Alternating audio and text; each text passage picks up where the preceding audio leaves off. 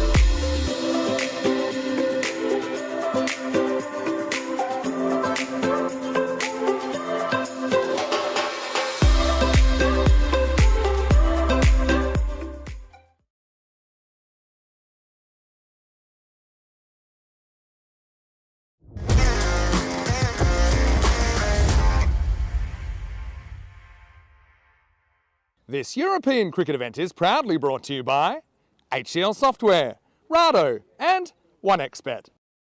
Hello, good morning and welcome to a huge day of action on the European Cricket Network in Sweden. Tina Goff will be joined by Vinny Sandhu for finals day over there, and here, well, we're getting ready for some more T20 action from Estonia.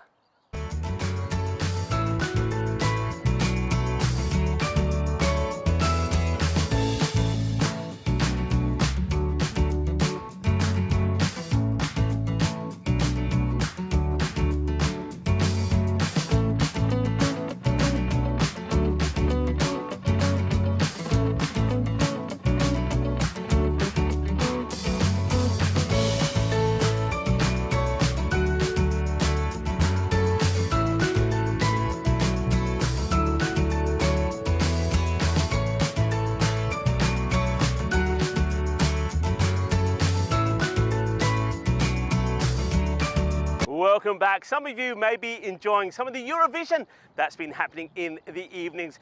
I tell you what, this country, Estonia, know all about singing and dancing, known as the Singing Nation. And did you know that here in Tallinn, every 5 years, they have a massive song and dance festival. We saw plenty of dancing yesterday from Team Estonia as well. They won their first T20 international match, and then they went on to win the second match as well between them and Bulgaria. There was plenty of dancing, and I think they're looking to do the same here today, because I know Anna-Maria Vesic was absolutely delighted with the way her team played. They totally dominated those two matches against Bulgaria. She'll be disappointed if they don't make it a clean 3-0 victory.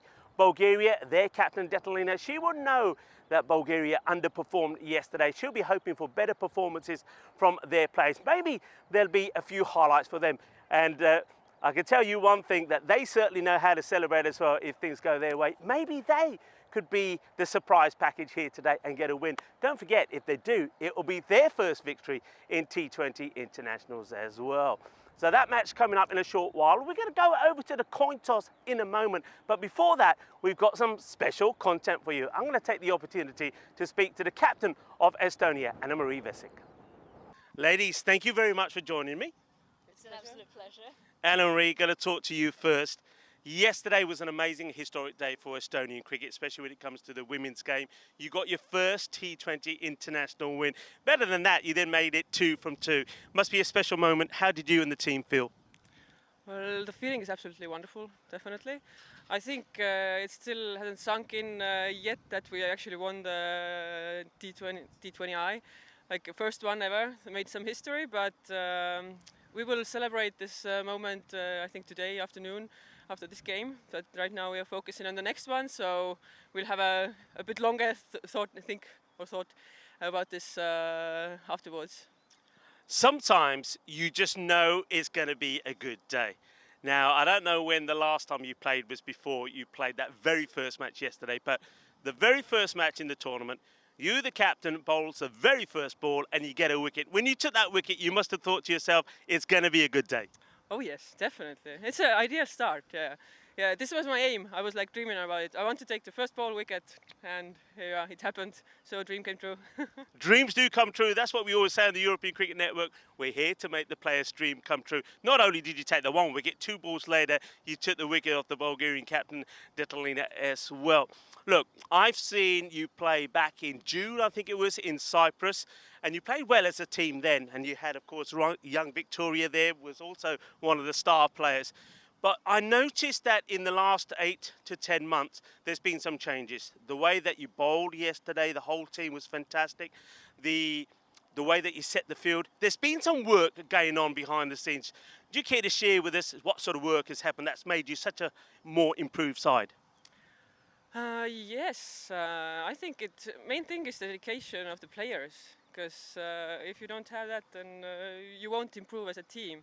But we also have a super good supportive background team. We have a new head coach, Anu, and coach Dave, who are actually really taking care of us, and they are the main people as well who actually are behind our improvement and success. So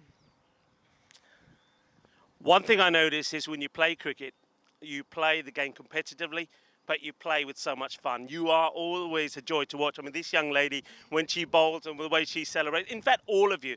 But also, what you've got in your team is a good mix of players, a good blend. You've got the experience. Let's talk about some of them. So what about Mrs. Vilna? I mean, she is special. Every time that something needs to happen, then Marette comes on and she provides for you. But I think she also seems to be somebody who rubs off on everybody else as well.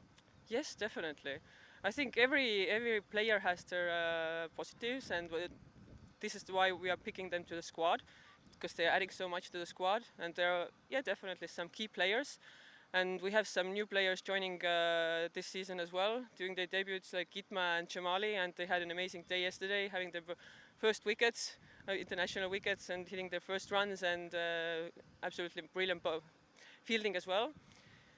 And I think, it's all the teamwork, and everyone performs, and I think it's an amazing ability to actually focus in a game and find the balance between like a serious game and fun.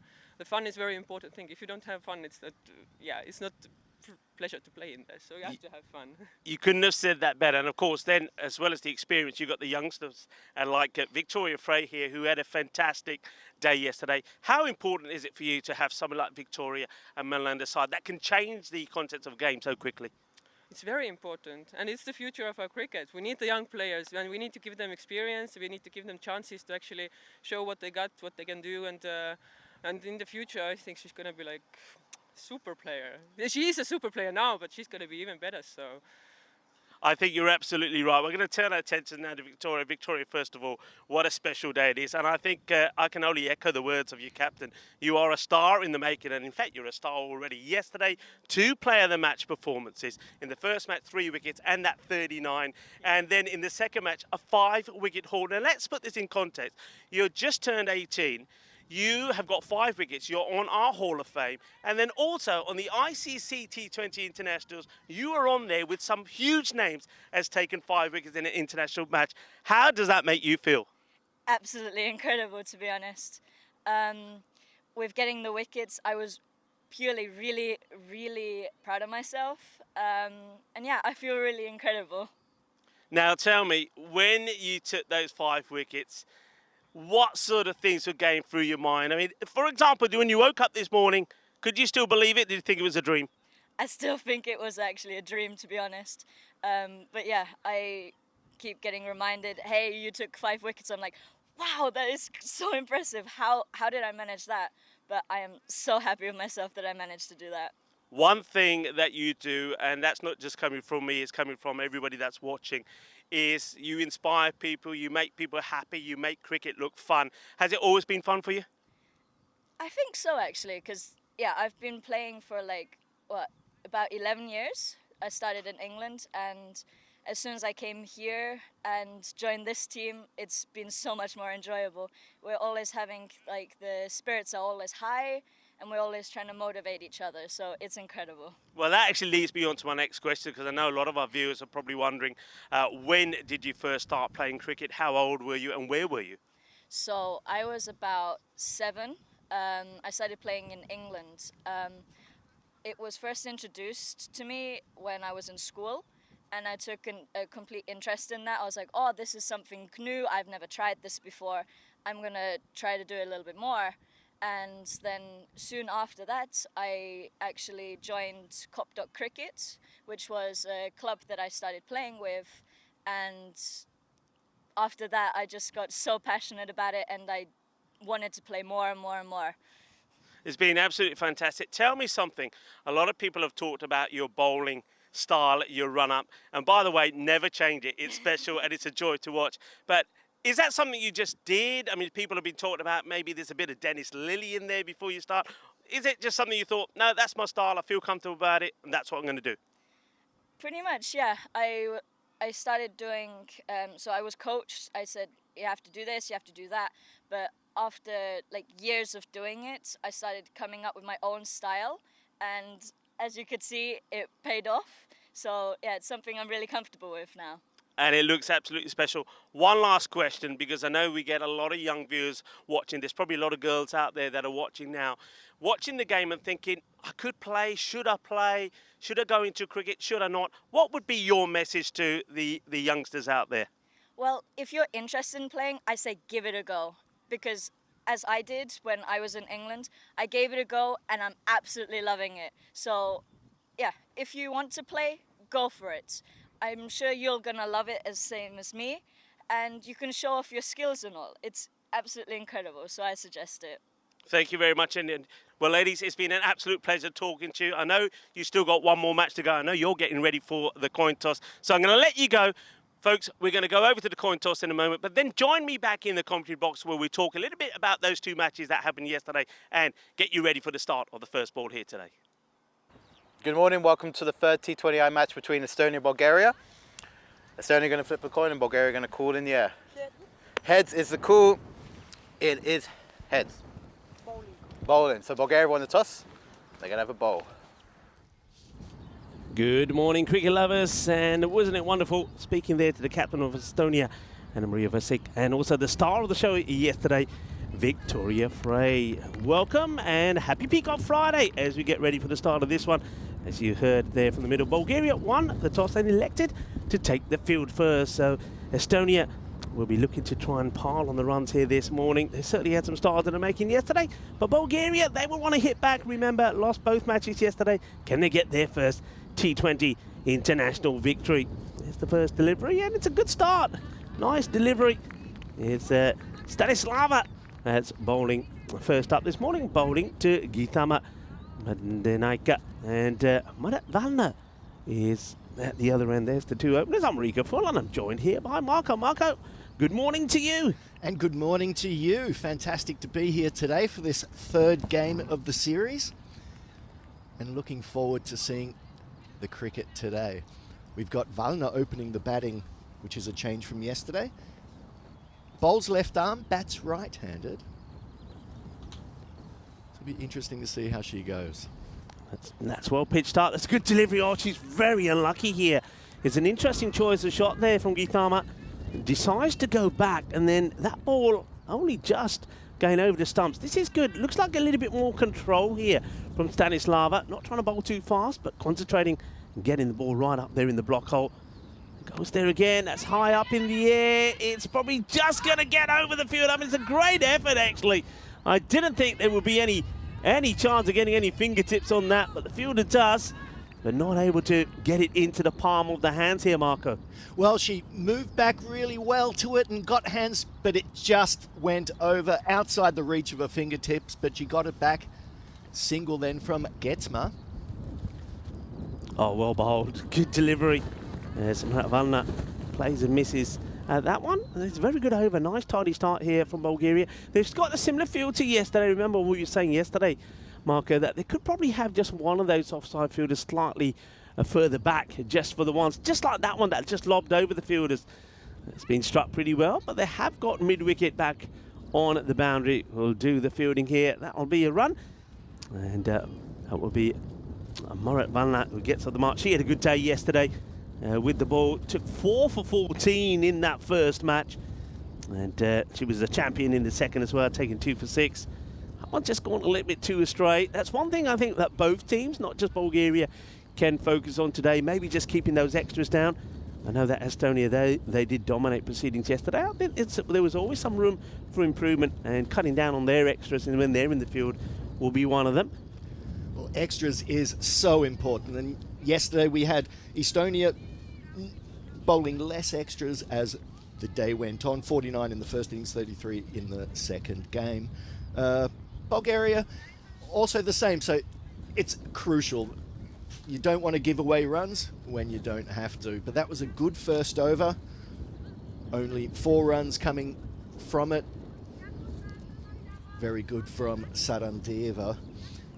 There's the teams here, no changes from yesterday, and the win predictor is not expecting anything different either. I think very much what we saw yesterday, 89% to 11% to Estonia. I want to say some happy birthdays. First, happy birthday to my nephew Jaden. Jaden, have a fantastic day, and I'm pretty sure that Your birthday celebrations will go into the weekend. I hope you're wearing your Peacock Friday shirt. And also a very happy birthday to Ludmil, who is the coach of Team Bulgaria. We've already had some chocolates this morning to celebrate his birthday. Happy birthday. Here comes the next delivery. That's pretty well bowled. It's up in the air. Opportunity and a delightful catch. Shaba, Shaba. I believe, catch Parlia. That's superbly well done. What a good catch that is. Well, she's taken a bite out of the cherry as well. There's the celebrations. Gabriela takes an absolute humdinger of a catch. Well done, Gabriela. And Marat Valna will have to make her way back. What a good catch this is. Comes sliding in and takes a catch. Gets hold of the Grizzly before he gets down on the field. Superb catch, Marco. Fantastic. Top edge by Valna. And the fielder coming in, sliding in and taking a really good screamer. That's waking her up in the morning and readying her for a big day. And, you know, we're hoping that Bulgaria can come back. I think although they had two losses yesterday, I don't think that's going to bother them at all. I think they're out there and they're going to have fun today, and they're going to go out there and try to get that first win on their belt. Yeah, well, this lady did impress yesterday is Chamali Lukuge. I think she batted well, left-hander. Very stylish. Again, I think you've got to say there's a number of batters for Estonia. If you bowl badly to them, they will score runs. But if you bowl wicket to wicket to them, it will test them. And I think Chamali certainly was one of those. And, well, she'll know all about Gabriela, because I think it was Gabriela that took the catch to remove her yesterday as well. But there's Gabriela. She's part of the Beanie crew. There she is in the background. What a good catch that was from her team Beanie. There's one or two of them out there. They did actually come up to us this morning and say, we are Team Beanie. So they like the word and they're sticking to it, and we're going to call them Team Beanie. Here comes the next delivery. And that's not a bad one either. Oh, well, Team Beanie, that gets knocked out. Well, I hope she's okay. She gets that right in the bread basket. Oh, dear. Well, she's all right. Well, she might want to put that beanie elsewhere at the moment. Oh, this was struck hard. And, well, you can see how quickly it was going. And almost takes the catch. So close. Gets it in the belly button. But she's all right. She's up again. She's hard. She's tough. That's Team Beanie for you. This time a little bit too wide here from Catherine. And then we've seen Chamali has got a good pull shot. She gets on the back foot really well. And she gave that one everything she had. So, in the end, good stop. That was walloped. It was what. Let's talk about the weather.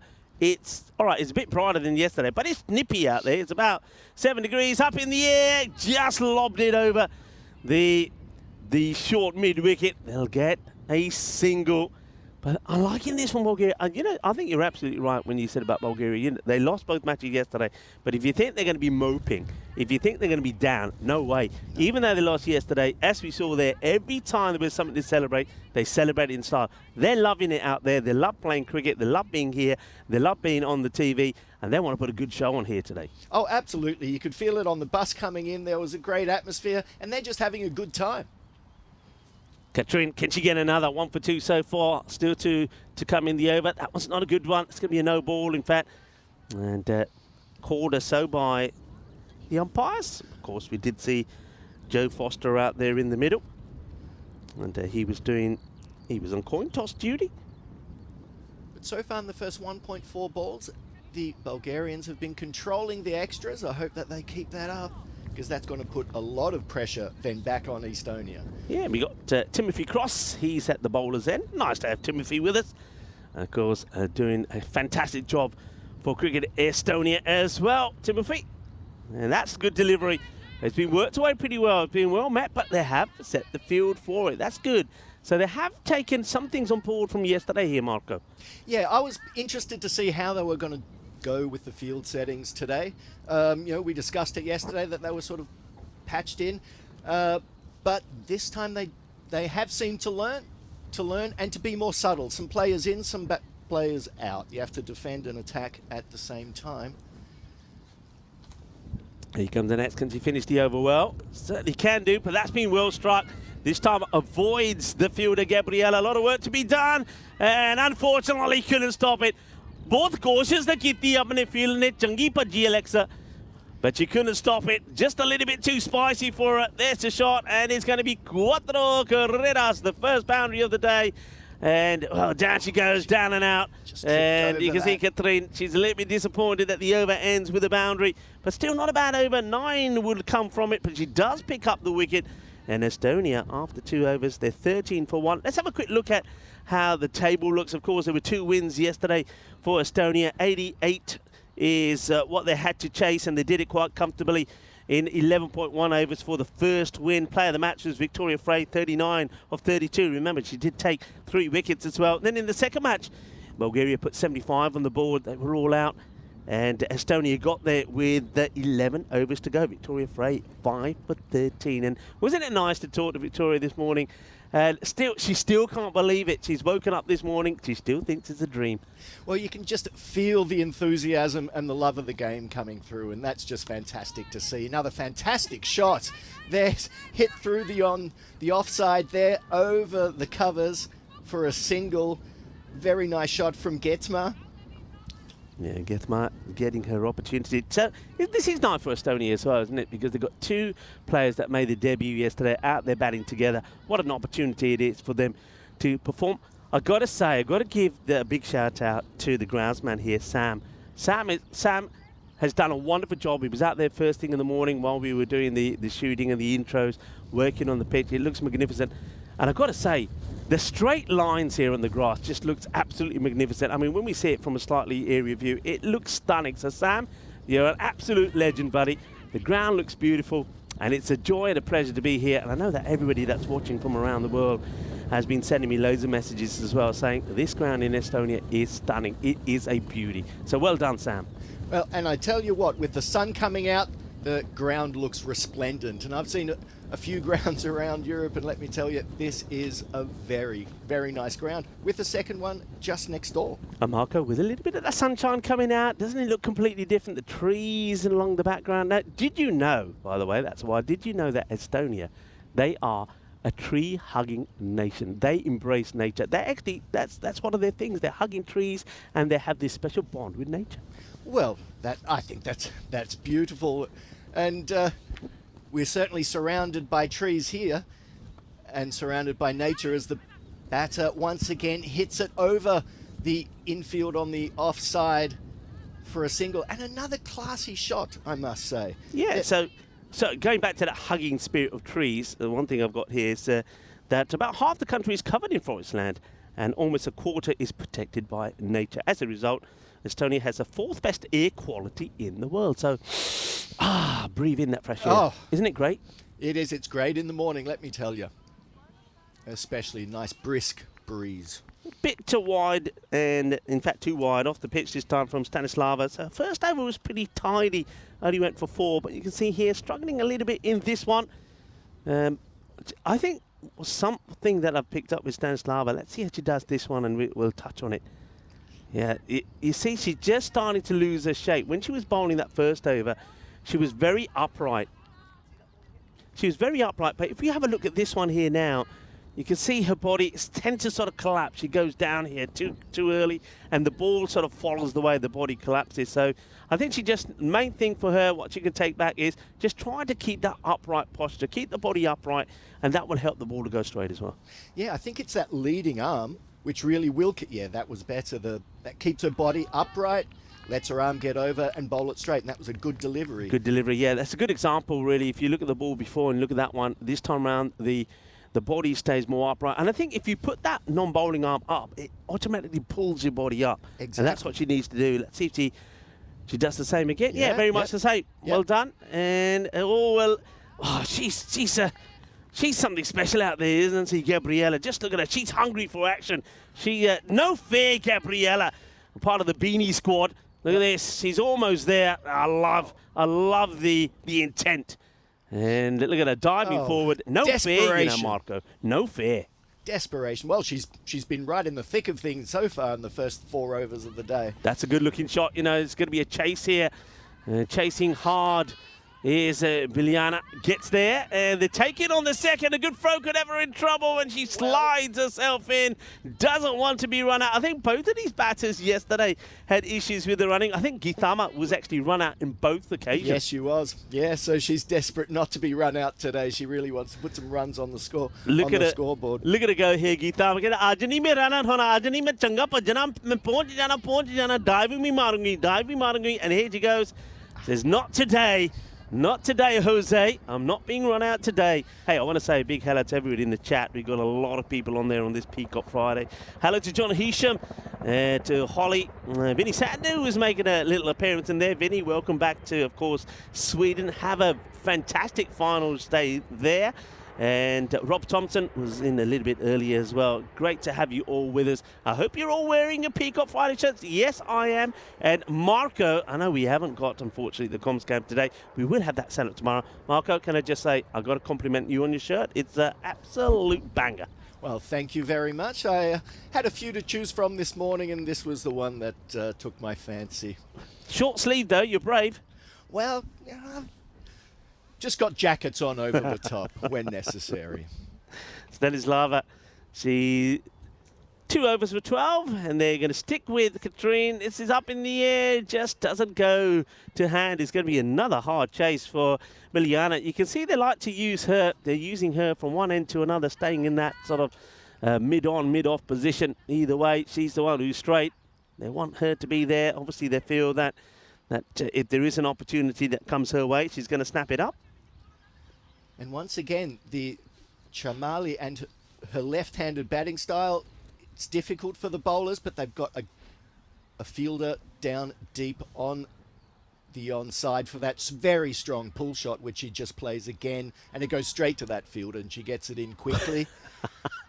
Can we see this throw? I want to see this fielding. Have you got the throw coming in? And once again, it's Gabriella who's in the firing line. I think Gabriella needs to swap this beanie for a helmet. Look at this. I wonder if you can see this throw. Here's the throw. And where's Gabriella? There she is. You just saw a glimpse of her on the ground. It totally just went over her head. Yeah, they've learned, haven't they, to Shamila? They put the field right. So to the left-hander, they've got behind square. And that's worked a treat because that went straight to the fielder, just a single. Yesterday, those were going for 4. They were.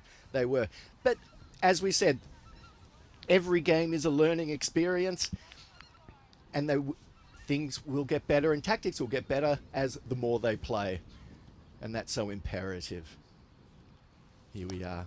Again, big shot down onto the onside for no run. A lot of birds flying around this one. Are they not birds? Are they geese? They look like geese to me. They all go on the ground next door. If you go on the ground next door, it is covered. Really? In them, yeah. All right, we'll have to put a challenge out to 2 Circles, our production partner, to see if they can show us where these geese are going. And that's the one thing about we were talking. There they are. They're going somewhere. And well, they know where breakfast is this morning. Look at them. Fantastic shot. I think they're going to ground number 2. When you actually go on the ground, they all leave. So it's like an exodus of birds. It's amazing. I thought I was in a Hitchcock film. Good stop there from the bowler. Katrina, I like what she's doing here this morning. And when she gets it right, and we said this yesterday, when Bulgaria and the bowlers got it right, they were causing issues. And if they keep bowling wicket to wicket, they can try to really contain Estonia here. Bit of width this time, but again, it's a swing and a miss. No issues there. Hey, what did you get up to last night, by the way? Oh, pretty quiet night. Afterwards, I just went to a bar for a quick little drink. I found a nice little bar that plays some hard rocky music, and I was there talking to the guy, and then just had something to eat. Came back in the evening, watched some telly, and that was about it. It's going to be a little bit too wide. So what's your music's scene? What are you into?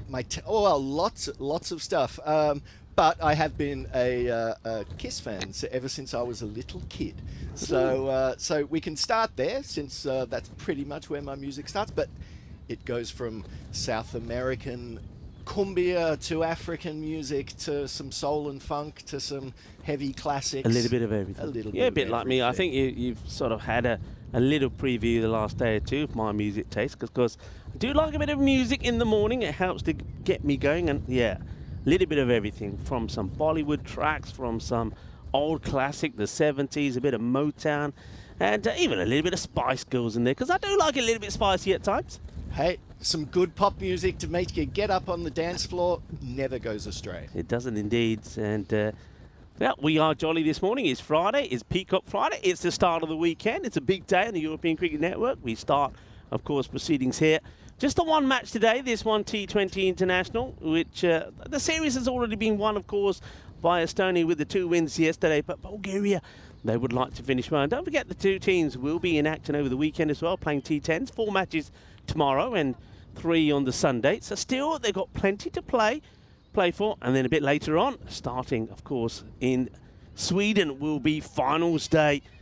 Who will be crowned the champions there? Vinny Sandhu and Tina Goff will be talking you through the action there. Katrine, similar to her first over, when she gets it right, it's good. But there's a lot of wides as well. That's now, I think, 7 wides in this over. And that's why the score is being reflected as pretty decent at the moment. Again, are just around about 7 and over. But it's because of the extras, really, has to be said. That's it. That one's right on the money. When it's in that corridor, then they put pressure on the batsman. And the batsman struggles to score. It's as we continued to say yesterday, it's about pitching it up, pitching it on the stumps. I read recently, we all know Sir Donald Bradman. Sir Donald Bradman even said the hardest ball to combat as a batsman is a ball that's pitched up on the stumps. And if that's coming from the Don, yeah, I think we can all pretty much tattoo that on our body somewhere. Yeah, very much so.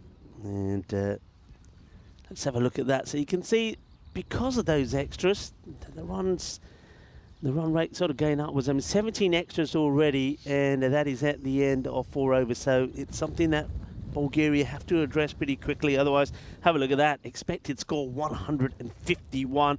And remember, Bulgaria team that they do well. They have to bat really well and really grit to get to scores in the 90s. So they've never got past 90. So if it does end up being a score over 100, it's going to be a real challenge for them. So they've got to really tighten this up pretty quickly. And I wonder who they're going to go to here. They're going to make a change. It doesn't look like they are. Looks like Stanislava is going to continue. None for 12 off her 2. 6 runs off each of her overs. She hasn't done badly. She's kept the ball pretty much on the stumps and on the pitch. She comes in for her first ball. And Chamali sets herself up for that big pull shot, gets a top edge and gets caught behind. Chamali will go, and it's more celebrations for Bulgaria. Well, I think they may have been thinking about making a bowling change, but Stanislava does stay on to bowl her 3rd over, and right at the start of it, she does take the wicket of Chamali. Just have a look at this again. So it's pitched up. Chamali goes back for, I think she gets done by the bounce, a little bit of extra bounce there. She's expecting the ball maybe to stay a little bit lower, but she goes the wrong way, doesn't she, to play that shot? I mean, if you're going that way, you should be looking to play in the offside. But if she went the other way and played the same shot, she might have got away with it. But it's a good catch taken. Nicely done there by the wicketkeeper. And Vili Nikolova holds on to the catch. And it's going to be another wicket that goes down. And well done, well bowled by Stanislava, who will pick up a 2nd wicket. Yeah, that ball was just angling into her, and she just went the wrong way as the batsman. So she got herself in a bit of a tangle in the end and top-edged it. But she looked good for her runs, and I think Estonia have got a good player on their hands there. As the next ball comes in. Halik now. So this is the other thing now that they're being able to do, Estonia, and I like this. And that's that. They've got the left-handers. One left-hander goes. Another comes. Speaking of left-handers, Stefan Gooch is in the chat as well. Steph, very good morning to you. And Steph was saying those birds are migrating from Africa to Finland. A fascinating journey as they pass through Estonia. Well, thank you for that, Steph. I didn't know that you were a bird watcher. And down the leg side, yes, Steph. Of course, I think Steph is in Sweden as well, I believe. So have a good day there, Steph. Who's saying, Vamos, Estonia.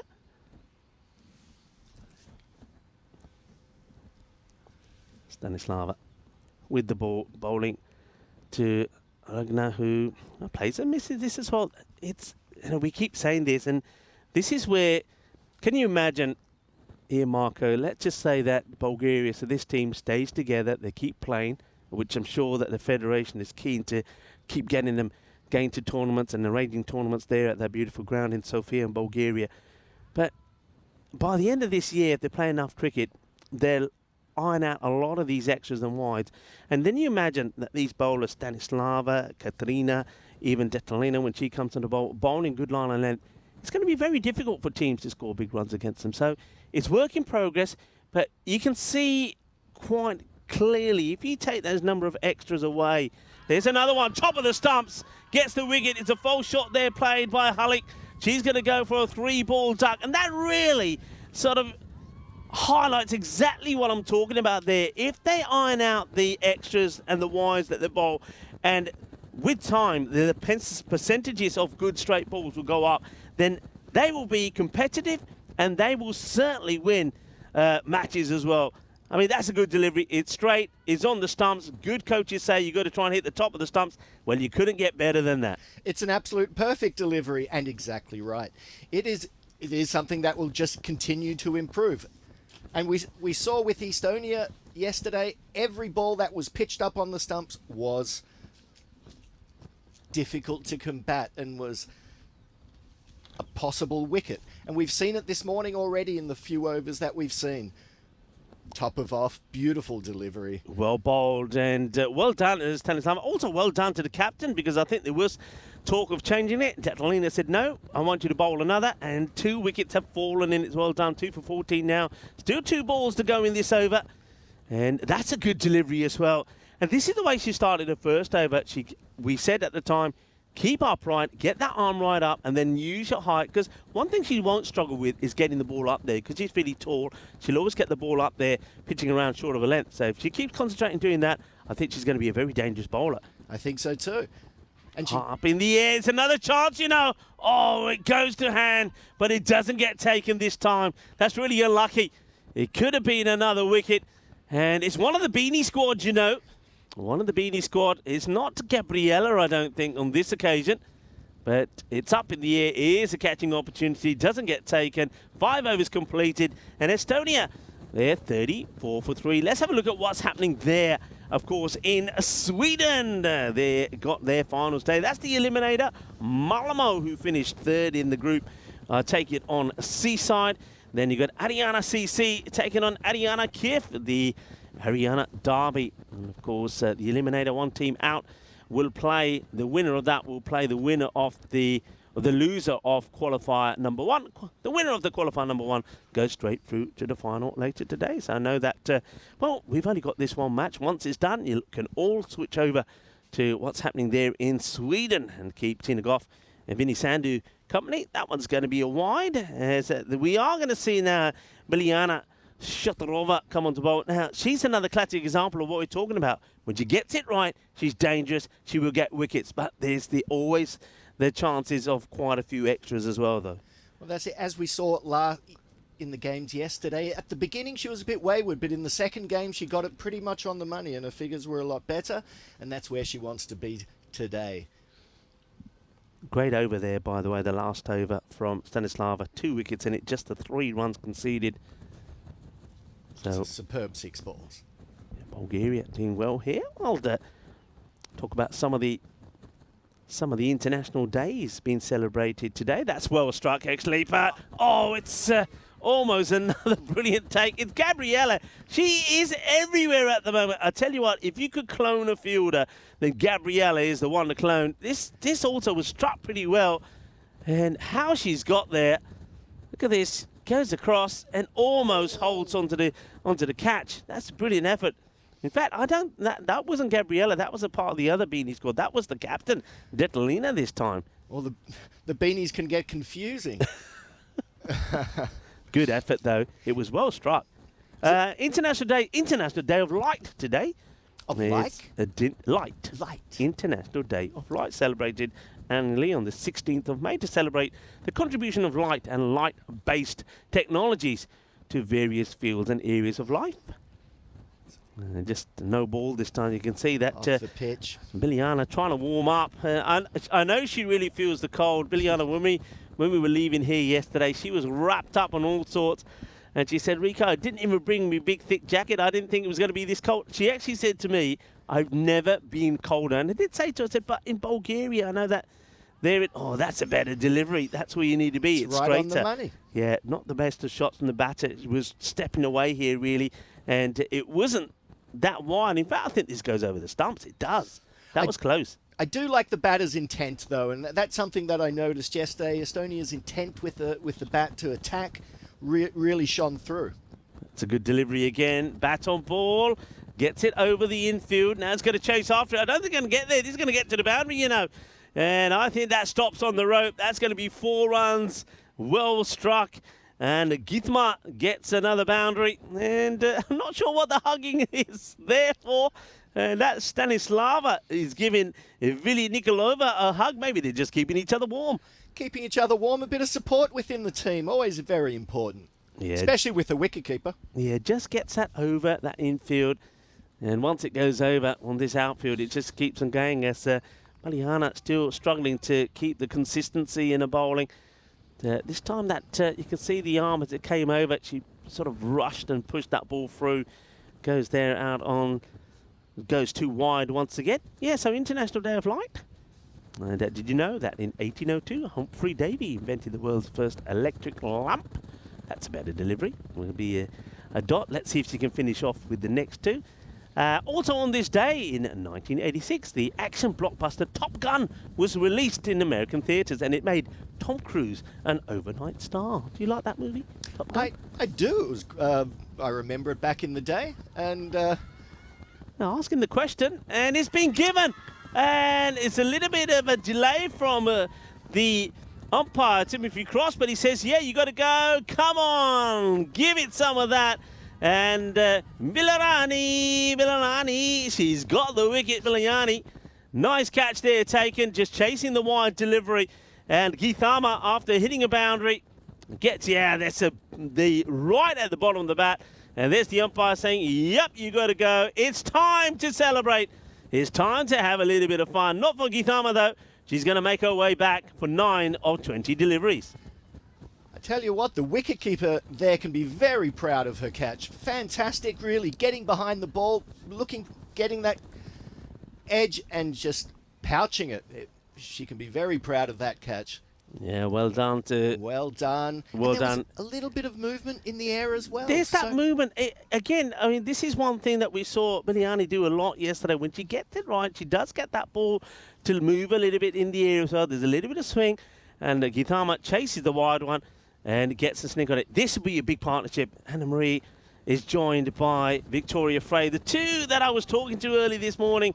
And of course, Victoria Frey, she was the player of the day yesterday, no doubt about that, and has got an international 5-wicket haul to her name, 2 player of the match performances, and a good batter to come in this time. Another thing that it's worth pointing out here with Estonia, and I like that they're doing this as well, I thought that they may do, having already won this series, they made a few subtle changes to the batting lineup. I mean, normally, as we saw yesterday, Victoria Frey would have come up much higher up the order. So, still, though, I like it because there's plenty of time to bat and there's still plenty of opportunity that she can go on and put a big score on the board. 44 for 4 after 6 overs. Absolutely, and Victoria yesterday with the bat in the first game, better than a runner ball 39. So she can really get on with it when she gets her eye in, as that ball goes down leg. But they're sticking with Stanislava after a fantastic third over. Yeah. And quite rightly, too. I think that makes sense. I mean, you don't want to hold her back now because she seems to have got a rhythm. Keep that rhythm going, and maybe she can pick up another wicket or 2 for you. That'd be pretty crucial. That's up in the air. Can anybody get there? Yes! Oh, yeah, baby. What a catch. Oh, Kinnasona catch, Warlia. Absolutely brilliant. Look at the celebrations, and this time it is the captain, Dadalina, who takes a brilliant catch. The Beatty squad are on fire this morning. What a sensational catch that is. Marco, this is brilliant. This is your HCL software play of the day. Fantastic stuff. Getting a hand right under it. And another sensational catch. And I tell you what, now at 5 for 45, the Bulgarian girls are finding themselves in a good position. Oh, that is just special. That is special. Well, you're going to see that all over the social media. Anna-Marie Vesic, the captain, is going to depart for 2 or 4 deliveries, but thanks to that brilliant catch. That is superb. Here's the next delivery. That's in the air as well, but it just gets over the inner ring of players. They've got 2 sweepers out today as well, so they certainly have picked up and learned from some of the errors that we're making in the field yesterday. That is special. That warms you up in the morning, doesn't it? Oh, look, that's gonna make her day, and it's been fantastic to see Bulgaria really be able to put the pressure on Estonia this morning. 2 great catches in the day already, one from Gabriela, one from Detalina. And they've got one of the dangerous batters. Wani has come out now, and this one's going to be a wide. Always worries me that that's a little bit close to the wicketkeeper when shots are like that. This is Benish Wani, who's out there. Batted in the second game yesterday, scored some runs. But now Victoria Frey on strike. And you want to stay away from that pull shot of hers as she plays it again and taken. Fantastic catch there at mid-wicket. And the Bulgarian girls are on fire at the moment. The 6th wicket goes down. They take the huge wicket of Victoria Frey for a duck. And they're, I would say, Bulgaria's right on top. Well, Stanislava, let's just focus on her for a moment, because that is wicket number 4. We had a 5-wicket hero yesterday, and that was Victoria Frey. She was the player of the day yesterday, but not today. She'll go for a 2-ball duck. How things can change overnight. Well, she thought she was still dreaming this morning. Now she might think she's in a bit of a nightmare, but it's got to be said, it was a really good catch. Let's have a look at it again. It's hit pretty well, but that's a great catch and made it look easy there as well. Made it look easy. Another one bites the dust as Natalia comes out with, well, 46 for 6 now. Great catch there from Simona. Oh, they're asking the question here. Well, the umpire not interested. Well, Joe Foster is walking away like he's in the queue at the shopping mall. Is probably too high, but look, Joe Foster doesn't want to know. He's on his way, isn't he, already? Yeah, leaning towards leg as well. But hey, when you're on 4 wickets going for a 5 with 2 balls left, you're going to appeal. Here we are, pitched up. Ooh. Again, a good delivery. It goes back to what we've been saying. She's been pitching the ball up. She's been getting that front arm, so important, up high. And then she was managing to get a good line and length and putting the batsman under pressure. And she's got the rewards with 4 for 17. Estonia now 6 wickets down for 46. Bulgaria right in this game. Yeah, right back in this game. And the difference it makes when you stop giving all those extras, because the score's hardly moving up. Wickets are falling. Another great over for Stanislava. Just 2 runs and 2 wickets. And well done to the captain as well, Detalina. She just felt that Stanislava is onto something. She's bowling well. She's got into a rhythm. The last 2 overs she bowled were absolutely superb. But now somebody else has got to take over. Maybe Detalina herself will come on from that end. Look at the shape on that delivery. And it's a good ball in the air. I wonder if we can see that again, but just look at the swing in the air. This is the sort of thing that Victoria Frey was doing yesterday. Look at that ball go. Yeah. It's what I call banana bowling, the old banana boomerang bowling. If you can get that started around about leg stick, that's going to be a really decent seed. Here she comes again, and she does go a little bit straighter. Well bowled. Probing delivery. Yeah, we saw yesterday that when that ball's swinging out like that, if you can get the line right, the damage that can cause. Yeah, Biljana, nice, but can she keep it? Can she keep the rhythm right? Can she keep it wicket to wicket and really put the pressure on here? Not that one. Well, I can see maybe what she's trying to do. She's trying to bowl that super ball that will come in, but sometimes it just doesn't play ball. It just doesn't do what you want it to do. Yeah, look at the smile there. Look at the smile. I love it. She wasn't far off. She knew what she was doing. She does seem to... That arm, she's always stretching that arm and getting that arm loose. That one is, well, she made it 2 loose now. Yeah. There's 2 loose. Go back, put it back the way it was. Hello to Saka, who's saying hello to everybody. Hello to Amit as well.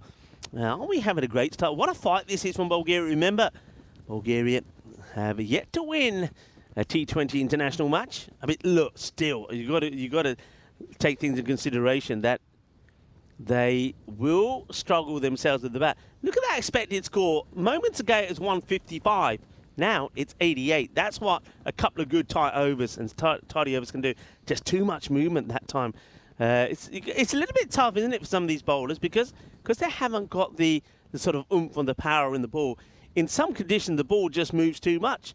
That's a better one. It's a little bit of an edge on there. They're taking the run on, and Both batsmen at one end, the run out. Oh, it's an opportunity here. I think the fielder just rushes. The fielder wants to get the ball in quickly. Doesn't get. I think if it goes into the gloves here, Marco, it's probably still an opportunity. Let's have a look at this. Here comes the throw. Yeah, if it went into the gloves, there was a chance for the run out. So you can see why really there's just a little bit disappointed that she doesn't get a good throw. But I think at the same time, though, I don't blame Gabriela. She still goes for the run out, the direct hit. Only misses by a whisker. Oh, absolutely. And it wasn't far off. And another good delivery on the stumps. Batsman not able to get it away.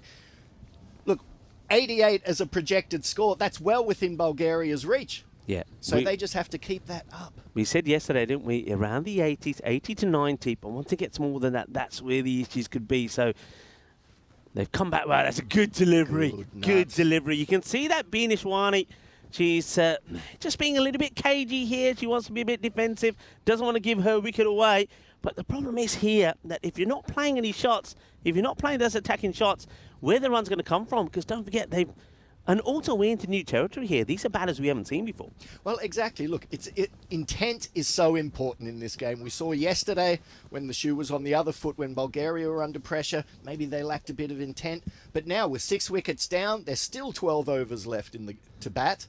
And they want to try to bat as many overs as they can. So it's this balance of intent and attack. And up until now, they've pretty much had a free reign to attack, and now they have to play a different style of game. Yeah, it's very similar to, I think, here, this innings from Estonia is what we were talking a lot about Bulgaria's batting yesterday. They want to bat the 20 overs. If you bat the 20 overs, I think you're getting past that 91 score because, you know, there will be some extras that come along the way. You will take the singles. But can they bat the 20? If they bat the 20, they'll get past 100 here, I feel. So they're going to one of the beanie squad to bowl. Here is Gabriela, who is just a star in the field. And I just love the way she throws herself around. I love her passion. It's in the air, and she will get a wicket. Another wicket! Let's have a look at the joy now. There we go. And it's a wicket now for Gabriela, and she thoroughly deserves it. She's been throwing herself around for her team in the field, and now it's time for somebody to reward her with a wicket as well. It's going to be the end of Natalia. She will go for a 4-ball duck, and it's going to be Gabriela that gets a wicket. That one actually, look at that. I didn't realize at the time. The ball has come off the bat onto the lid and been caught. Watch this again. Bat, lid, out. And there's the catch. Kept her eyes on it. That's a great shot, actually. Whether we can just see that again. Just look at the concentration from the fielder. There was no way. Look at the eyes on the fielder. There's no way she's dropping this catch. Eyes, head perfectly still. It's in the palm of the hands. Gabriela gets the wicket. It's going to be the end of Natalia. Nadia takes the catch. Wonderful moment there from Bulgaria. So another wicket goes down. Natalia goes without scoring. And in comes Gabriela again. Just strays too much down the leg side, but she's getting that ball to nip back in, isn't she? Well, that's it. I think this is a really good move from the captain to bring Gabriela on. She's been in the thick of the game for the first part. Let's give her the ball and see what she can do. And so far, she's been very good. Bit of movement off the pitch and a wicket already. Yeah, she's getting... There's going to be a... Okay, fair enough. The umpire decided that using the profile method, it was always going to hit the pads. I think, I can see what the umpire's thinking there. But you can see that movement. If she just starts this ball a little bit further than the offside, that ball is going to come in and take off stump. Let's see if she can just start a little bit wider. As you can see, she's trying to do that, but this time she loses her shape and that arm just doesn't go up. It's very similar to what Stanislava was doing in her first few balls. Watch that front arm. Just drops down and hence doesn't get quite up. Arm over left ear hole, as we were taught. But this one's right on the money and a good ball played back. And that's exactly where she wants to be. Because every now and again the ball will move, and that's going to be very difficult for the batsman. Gabriella once again. This time it's up in the air, but it's been hit pretty fine. Work to be done by the fielder. Gets there pretty quickly, covers the ground well. So still getting a lot of movement there. It just needs to get one just a little bit straighter. So 7 wickets down here. Estonia were victorious yesterday. The day definitely belonged to them. But here today, being put into bat, they are struggling. And Bulgaria are really putting in fantastic effort, giving themselves a chance maybe to get their first win in a T20 international. Still, they're going to have to bat really well to do it. Somebody's going to have to take leadership and control. And you just feel that Estonia, they're really going to have to cut down on their extras. Well, there's the Starship. The Starship is here. Starship, you got to come over here with the drinks, don't forget. Well, there's Starship. I'm just loving Starship. And these things are all over the place, by the way. I know that they have them in England. They have them even there in Sweden. They bring whatever you order to you. They come to your door. They come to your workplace. I love them. I want a Starship. I don't know, what is it doing there when it sort of lifts It's doing up? a dance. We're in Estonia. It's the dancing and singing nation. It's got to do a little bit of dance. I was kind of, well, it is the week of the Eurovision Song Contest, so maybe Starship, it's got something I in would its... like myself and Marco, we put a drinks order in at the end of the game. Please do come by. That would be lovely. Yeah, I'll tell you what we'll do. When we get the comms cam set up from tomorrow, I think we will have Starship coming in here. Well, we'll have to use the camera to, we'll have to lower it a bit to get Starship in. But yeah, Starship. I think Starship's getting ready to take the drinks on actually because so what I want to say here to Two Circles, I know that we're going to have drinks break after this over, or maybe if a wicket falls in it, they'll have to take the drinks. So I want to follow Starship onto the field of play. So let's follow Starship. I'm liking Starship. So these things, so as I said, they go around everywhere. They go. I've seen them in Tallinn. They're actually riding around in Tallinn, and nobody seems to mind. They love them. I was speaking to one of the founders, and I said, but don't people don't they steal them or do anything? And they said, no, people absolutely love them. They're part of the community. And, well, that wasn't a Starship, the game in the background. That was one of a four-legged friend. It was somebody walking their dog. Anyway, here we go. Staying with the action is Slavia Galabova, who, well, probably has to bat very well here today if Bulgaria are going to get this win. She was probably the only batter yesterday that did score some runs. I think she scored 25, about 20, right? Yeah, 25. She was the star of the show with the bat in the first game. And there were only 3 batters from Bulgaria yesterday that got into double figures, highest score being Galabova. So she's going to have something to do with the willow later on, as that is played to mid-wicket for no runs. I think the issue here I see now for Estonia, Marco, is you got batters like Helen and Binishwani who, I mean, they haven't got that aggressive shot. They're occupying the crease. They're playing pretty defensively, but you can't see where the acceleration in the score will come. So the next 10 overs, if they bat all the way through, let's say they get another 30 on the board. I mean, a lot of that depends on the extras that Bulgaria give away. And that would keep them very much in the game. So Bulgaria just have to keep this going, bowl wicket to wicket. That's a good delivery. And you can see what I mean there. So every time there's a decent delivery, the batters are cautious. And you can understand that. They've lost 7 wickets. So keep the good balls in there, and you never know. The expected score at the moment is 77. I mean, if it stays between 70 and 80, Bulgaria got a massive chance here. Every time the ball is pitched up, there is some movement in the air, and that's causing some issues for the batsman. I mean, yesterday, Helena Kierga was the mainstay. She didn't score the highest score. Galabova got the 25, but Helena Kierga, off 34 balls, scored 11 in the game yesterday. So she's someone who can steady the ship, and they can bat around, and they do have 10 overs still. Yeah, well, I think that's the end of the over. Starship, where are you? Bring on the bevies. There's the Starship. I just feel that we're missing some dramatic music as Starship makes his way onto the field of play. So Starship is on its... Come on, can he go a bit faster? They're thirsty at Starship. Oh, don't stop. Hurry up. There he goes. Under, Iba. Well, Starship, it's on its way. Bringing... Well, there you go. Look, man over Starship. Starship, you've just been beaten by a man. Starship, you've got to be faster. They're thirsty out there, you know. You reckon it's got some hot chocolate in there? Oh, I don't think it's going to have anything hot. I think it's going to be cold. Did you see that? I'm going to call it Jefferson Starship. There we go.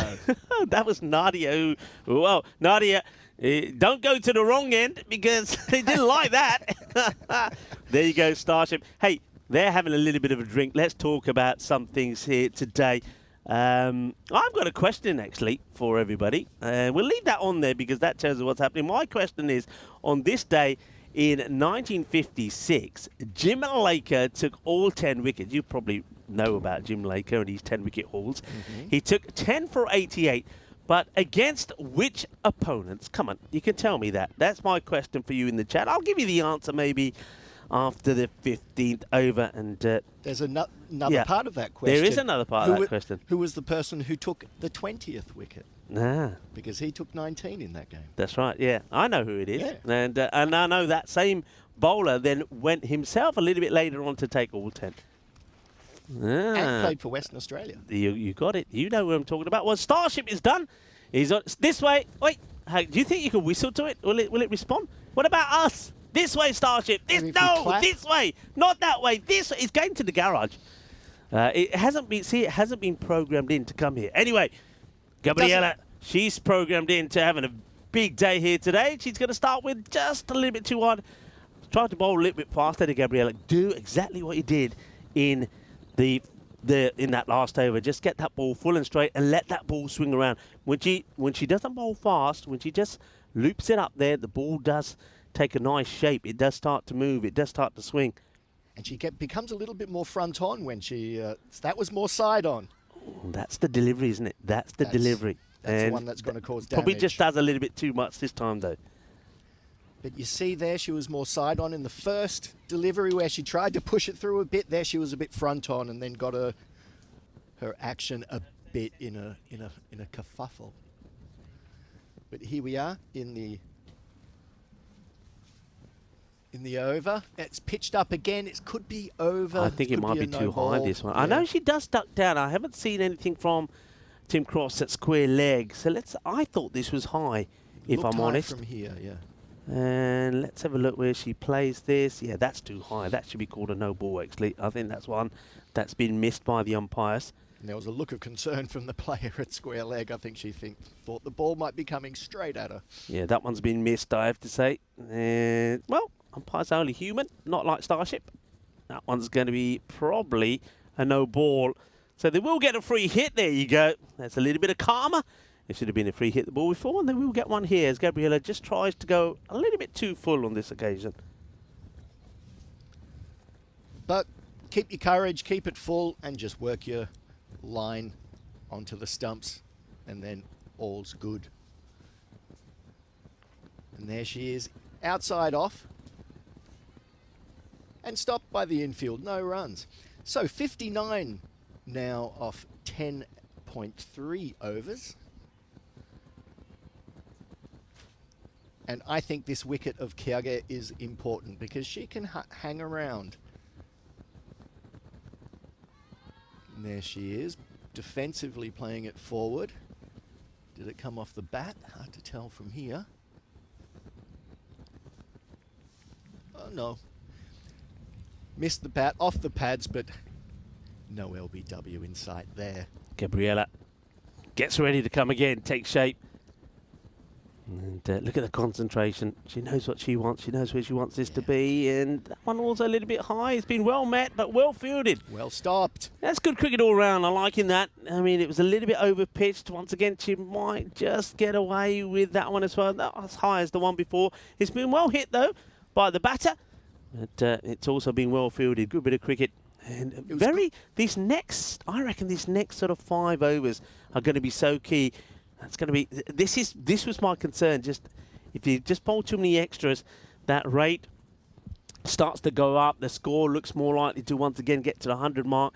Bowl nice and straight, pick up those extra wickets, maybe try and bowl Estonia out here for under 80, and you're really well in with a chance. But deliveries like that, that's going to let you down. They're running here as well. Good running, actually. Very good calling there from Helen. As she will get an extra there, so that's going to go down as a no ball and 1 by as well. It's always a tough one, that, for the wicket keeper. As I say, one to the left, one to the right. Now one straight on the stumps. Not just yet, not yet. Not quite. I think she's rushing. I think somebody just needs to go up to Gabriela and say, hey, take your time like you did the first over. Don't rush. Take your time. She's just rushing. She's trying to bowl just a little bit quicker, just to go through action a bit faster. I think just take a deep breath, take your time, and start over again. Just focus. That's better. Yeah. Good delivery. Almost gets through. And well played also there by Helena. Helena, I think, when I think back to what Helena did yesterday when we saw her bat in the first match, if you bowled a bad ball to her, it was too short, it was too wide out to the off stump, she gives it a whack. But anything that's on the stumps, she's very correct. And I like that. I think that's the way to bat here. You've still got plenty of time to bat. You've got still, got some 9 overs there to bat. So just play each ball on merit. If it's a good ball, defend it. If it's bad, put it away. Look at that field, by the way. I mean, talk about being aggressive in the field. I mean, they're not giving away any easy singles, are they? No, I think they've learnt from yesterday, and they do have somebody deep on the leg boundary. That's good ball, that. I mean, it's not a wide, because look, the batter walks away from it and almost exposes the leg stump. Being applauded for that is the bowler. Here comes Savlea once again. And similar sort of ball. This time the batter will play at it. Keeper gets a glove to it, and that's good bit of work also there from Stanislava, who underarms it onto the stumps, but good running from the batter. Helen is very quick between the wickets, isn't she? Look at her go. Great backing up, actually. That's the way to do it, isn't it? It's the way to do it. She's watching the bowler all the time, backs up and gets there and makes it. And it's good to see that her partner's listening and just goes. She has faith. The two batsmen have faith in each other's calling, and that's very important. That one just goes astray. That's going to be a free hit for the next ball. And yeah, this is the danger for Bulgaria. Yeah, just needed another bowler to bowl similar sort of line as the last 2 overs from Stanislava. I'm surprised that the captain, Destalina, hasn't put herself onto bowl. She didn't bowl in the first match yesterday. We saw in the second match, and she bowled very well. And she bowls very similar, maybe, to the likes of what we've seen already from Biliani. I mean, you could have even kept Biliani on. I mean, she does take wickets. I know she concedes 8 or 9 runs and over, but she does take wickets.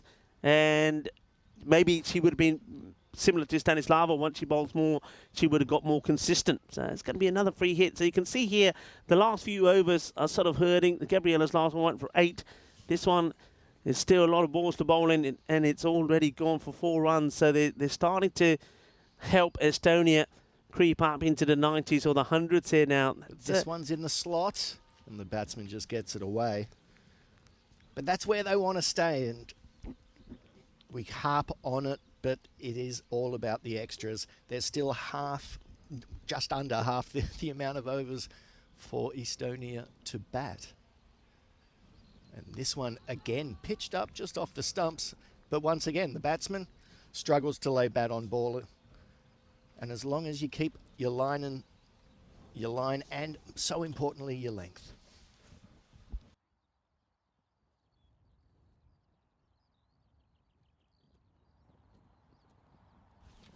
All right, here we go again.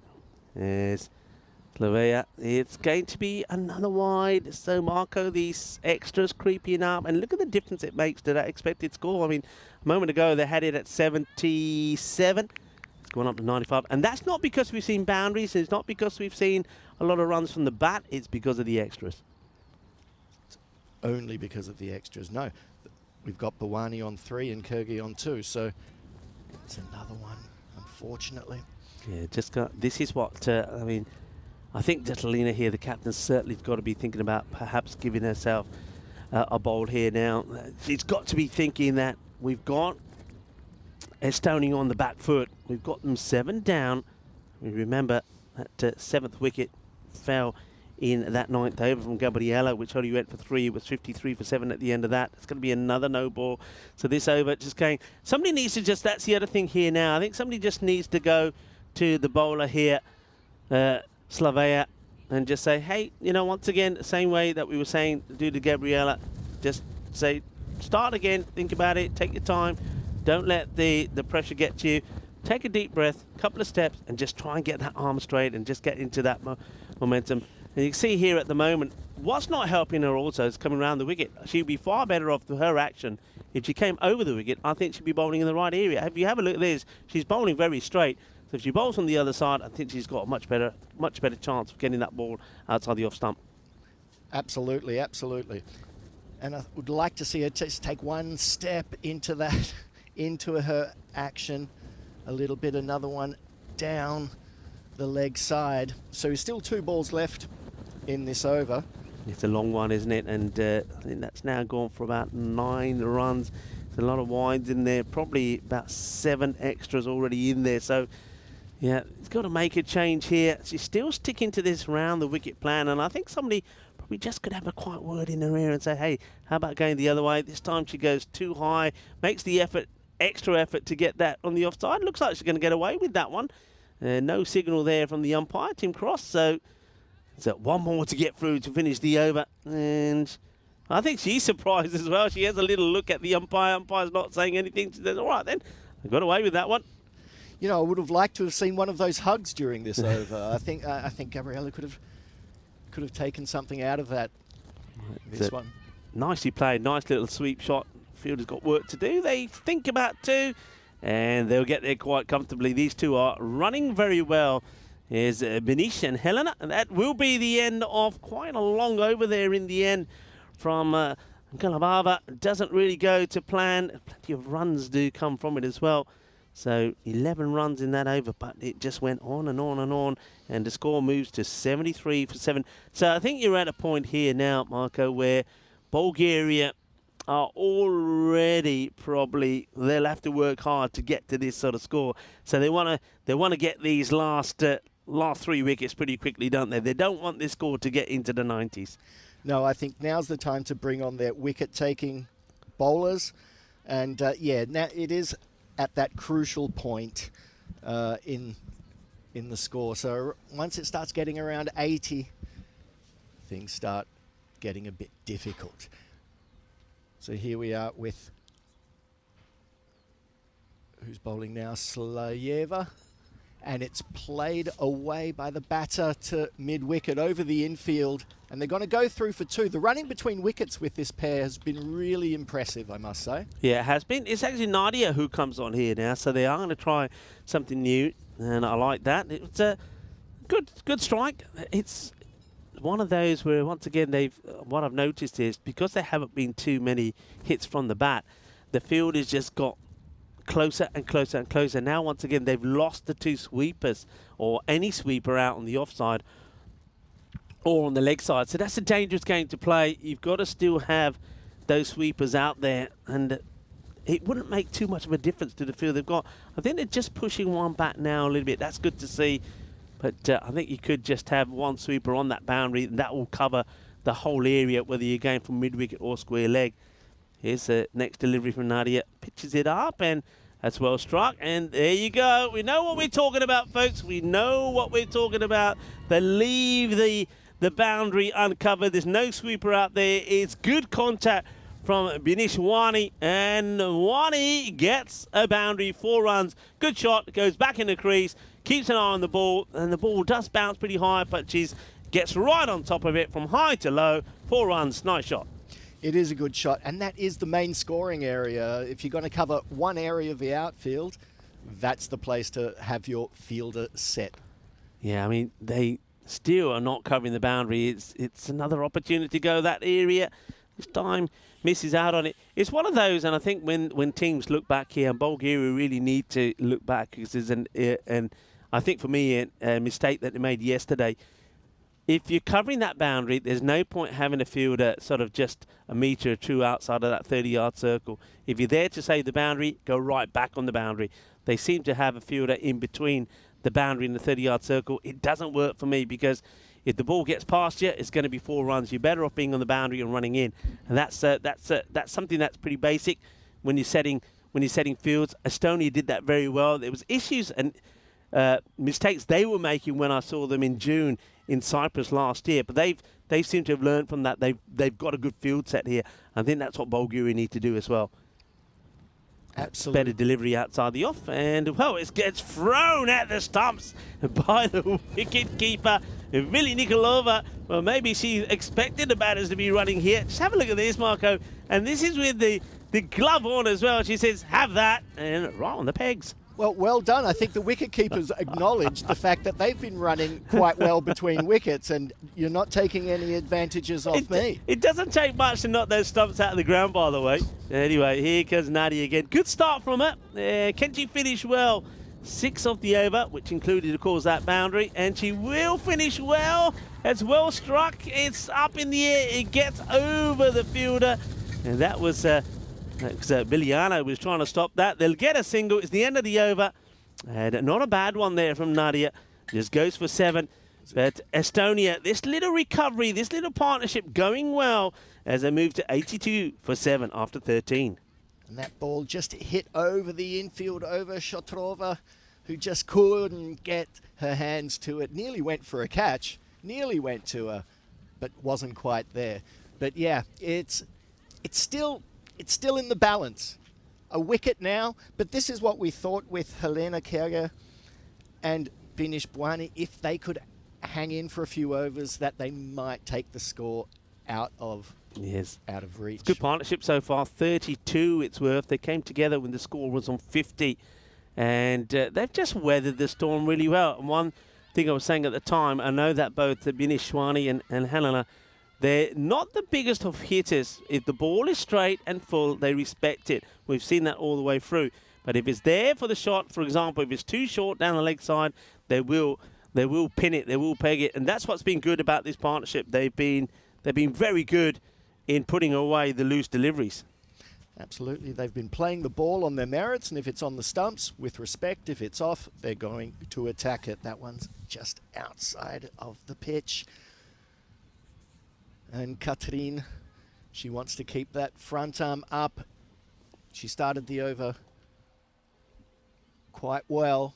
Yeah, they go back to Katrin, who bowled the 2nd over and the 4th. But once again, I am very surprised that they haven't gone. Could be a chance. Well, it's a good bit of work. The umpire is confident that the batters made it in. But good pick up, good throw. Oh, they're keeping the batters in check here. It's like you're not taking no liberties with me. Throws the stumps down. Yeah, good work. Just gets us the bat down in time. So nicely done.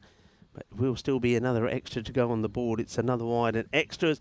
Ever since Stanislava has come off bowling, the extras have just gone up and up. And you can see now already that expected score is up to that 100 mark again. And now it's a no ball, so they just haven't been able to find a way to get the consistency, which is unfortunate because Bulgaria, they were well on top for a moment, and it's all started to go wrong really from sort of that 11th over where Gabriela went for 8 and then it went for 11. Nadia's last one, not too bad, 7 from it, but here Katrina, who comes back, seems to be struggling again. Yeah, they've just sort of relieved the pressure on Estonia. And it is a partnership that has been very steadfast as it's played. Taken. Oh, great catch, caught and bowled, hit straight to. That's exactly what Bulgaria needed. And that's the end of Binish Bwani. And hang on a minute. Was this a no ball? Was it a free hit? It might have been, because the catch is taken. They're all celebrating. But just watch this game for a moment. I think Tim Cross then says, no, hang on, not out. It was a free hit because, well, They're saying it's not out, so there must have been a, it must have been a no ball. So this one now gets played away. So that's not going to be out. Katrina, she was celebrating. They were all celebrating. And there's just a moment there you saw Tim Cross saying, hang on a minute, it's not out. Not out. Oh, we have to see a replay of that. Yeah, not out was given. So Wani still there. So is Helena. That one's going to be back into the pads this time. Another wide. Just hasn't been able to get it right, Katrina. She keeps on bowling onto the legs. And both of these batters, Wani and Kirk, are more than happy to play the shot down the leg side. Well, it's the 4th extra, but 2 balls still to come. She can get it right. If she can get that wicket, Bulgaria right back into it. That's nicely played. Got a good eye, hasn't she, for playing those kind of shots as Binishwani. She seems to be getting more and more confident that she's out there. She's seen the ball better. I like the way she gets low, keeps her head nice and still, and plays that sweep and pull the shot really well. Helena, well, if you give her a bit of room outside the off, she plays some good shots in that area as well. And I remember yesterday she played a lovely shot straight down the ground as well. Oh, she's going to get another one on the leg side. So the issues with the extras continue. This over now worth double figures. It goes for 10. It's still got this 1 ball to try and get through. So the last few overs have been very productive for Estonia. 11, 7 and 14 in the last 3. That will be played away. And, well, a bit of foot fielding. And foot field stop. But the batters will come through for a single. So 11 of that over as well.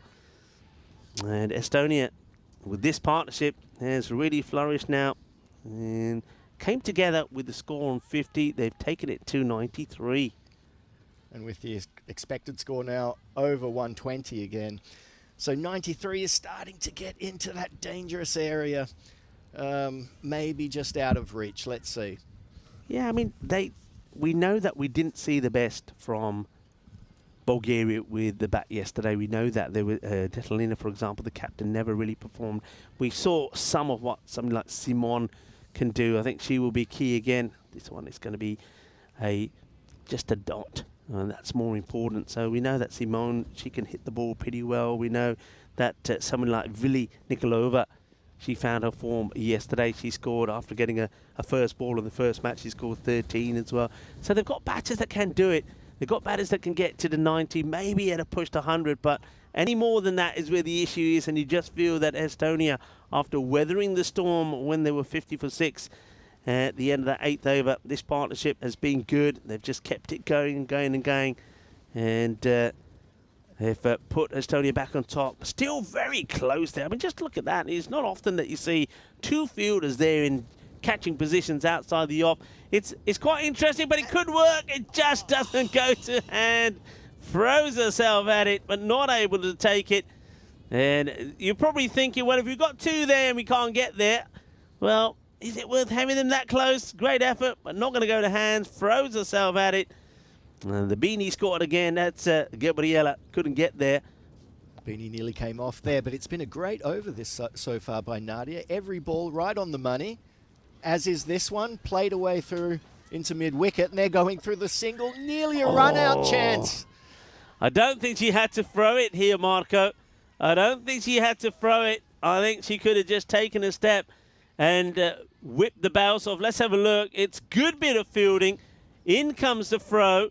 And, yeah, she just panicked at the last moment, took her eye perhaps off the ball and was watching the batter.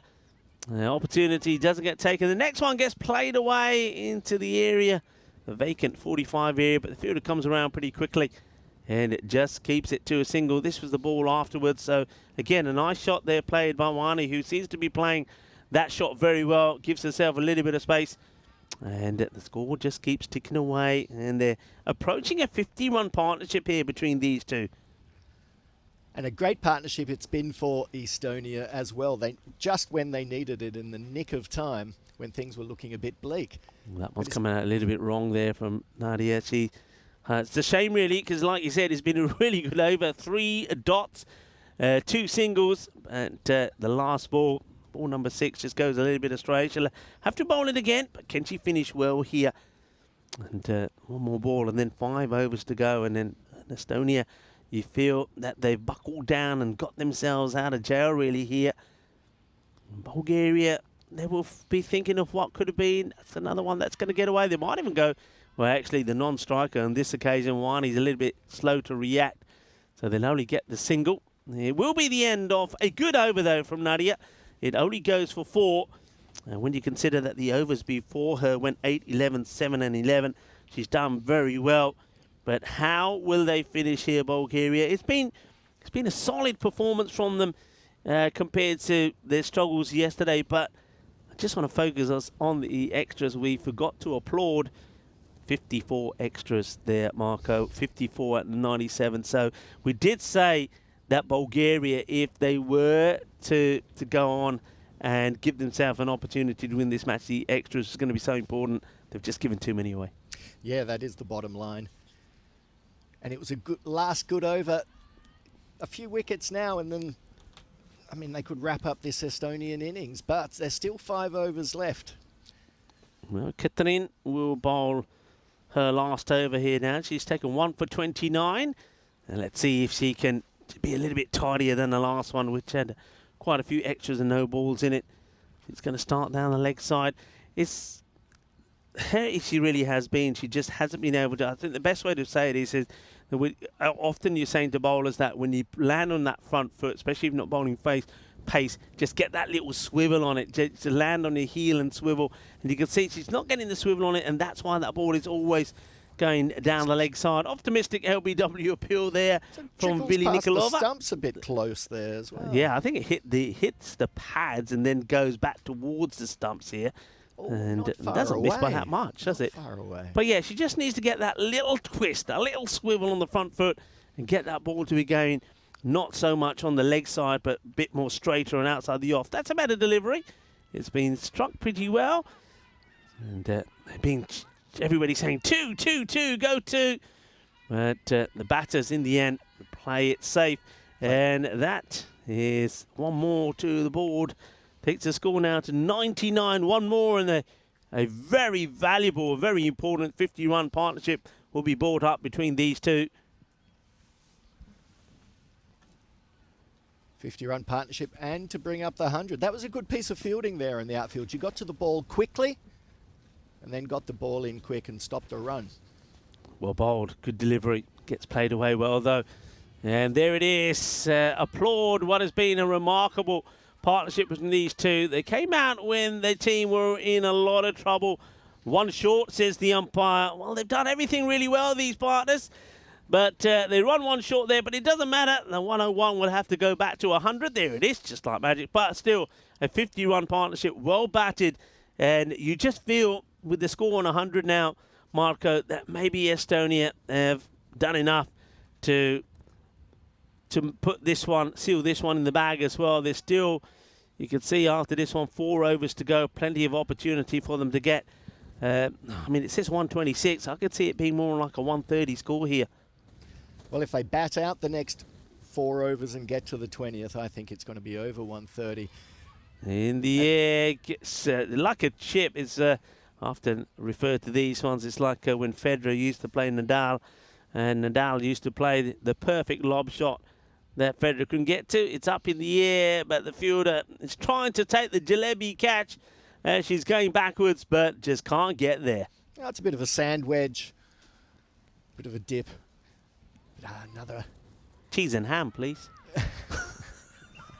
What's happening there? Is I that think going to be a run out? This is out. There's more joy. There's more celebration. Oh, there we jumping go. Up and down. Well, they're shaking They're shaking Estonia or Bulgaria with that celebration. Have a look at this. Well, you were offering me a sandwich. We were talking food. Well, I'll tell you who did get barbecued. Not a sandwich. Was direct hit. Direct hit. What a throw. And no issue. For a moment there, I thought the wicketkeeper was going to mess with the stunts. But that's down and out as Binishwani will have to depart. She played her part, though, these two. A 52-run partnership comes to an end. And Bulgaria, just when we were saying that maybe Estonia are putting themselves in a position where they're going to go on and win the third match between these two as well, they do take a wicket. Now, the only thing they can do here now is wrap up the tail pretty quickly. If they can do that, perhaps they still have a chance, Bulgaria here. Next delivery. And it's carefully played out by the new batter. But what a great bit of fielding that was. And excellent throw. And it was Stanislava, of all people, to get the direct hit.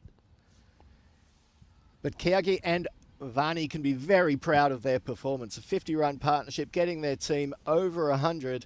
That's something that they can be very proud of. And a good piece of fielding to end that partnership as well. And that makes the game, keeps that second innings for Bulgaria interesting if they can wrap up these last 2 wickets in a hurry. A wide ball here, but that's the one thing that they've got to try and eliminate. We know that's been an issue for Bulgaria. It's something that we both have said that with time and the more that you play, the more that the bowlers bowl, that a lot of these wides and extras will get eliminated. And automatically, I mean, look, you take away 50 runs off that score, straight away you're going to make it a competitive match that you could go on and win. So extras are something that Bulgaria need to focus on.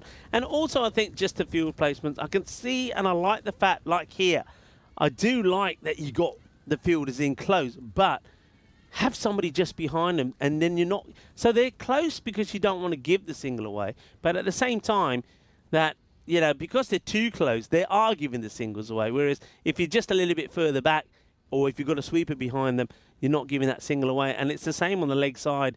You got you had 2 batters there in that 50-run partnership, Helena, and also there to finish, that did like to play the pull and the hook shot and the sweep, yet the field is not being set there for it. So Bulgaria need to go back and got to work on the field placements. That's something that Detalina has to work on with the coach, Ludmil. His birthday today, by the way, so happy birthday. Happy birthday. Yeah, thanks for the chocolates. But yeah, they've got to work on that, and they've got to try and get the bowlers to cut down on the extras. That's well bowled, and no run there this time. Yeah, the field placings, an in-out field would be perfect. At the moment, they haven't had anybody on the leg boundary, and that is the main scoring area in this for all the batsmen. So you really should have somebody out there all the time. Floated up, well bowled, well played, just bounces in front of the fielder there. So once again, it's going to be a dot. This is good from Nadia. You mentioned it. I think Nadia, when she came on to bowl, she's been pretty tidy. She did steady it down. Her first over went for 7 because there was that 4 that was hit from there. Second over went for 4. And this one's been pretty tidy so far as well. Just the 3 runs from it. And well, that's probably a wide that gets spoiled by the batter, so she'll be happy with that. I think she's been excellent in her 3 overs, and she's just steadied the team down in the field. Her wickets come out of that pressure that she's played a big part in making. So there's 2 more balls in the over. Let's hope that she can get it right on the wicket. They are so close here. It's in the air, and fingertips. Could be a run out though, and almost a run out. I think if she hits the stumps here, it would have been out. I think that's got to be Gabriella again, one of the beanie. No, it's not. It's Detalina actually this time. Captain. But yeah, I mean, that's the thing. Again, I keep going. You've got so many. Look how close they are. And the problem is, even something like this, it's just almost taken. But then we don't have time to show the reaction on the throw. But that one could have been out. This one is going to be no run. As this time it's going to be well stopped by Biljana. Good stop by Shatrova. But yes, and we've seen it. I mean, there's been some hard catches that have been turfed, and they probably could have got all 10 wickets by this stage already. Yeah. It's but again, it's work in progress. The thing is, you got to learn from it. You got to look back and learn from it. There it is again. That's the catch doesn't get taken, but she throws it back in. But yeah, you can see there was just that spell, wasn't it? We saw when the 7th wicket fell down, and then just have a look at that. The scale 8, 11, 7, 11, and that was all. There was 1 boundary in there. All the rest were extras. So those 4 overs kind of have hurt them. But let's see if they can finish well here. Remember, I was saying that they could be on for about a 130 score. here, Estonia, if they keep their wickets in hand. At the moment, expected score about 120, 107 for 8. They will go back here to from the bowling action, Gabriella. It's good. Yeah. That one's into the pads, no run. This is also the difference here. These sort of deliveries, Gabriella, when she was bowling that to Bihishwani, Wani was giving herself some room, stepping inside and playing the sweep shot. If she missed it, she was getting the wide. If she connected, they were getting twos.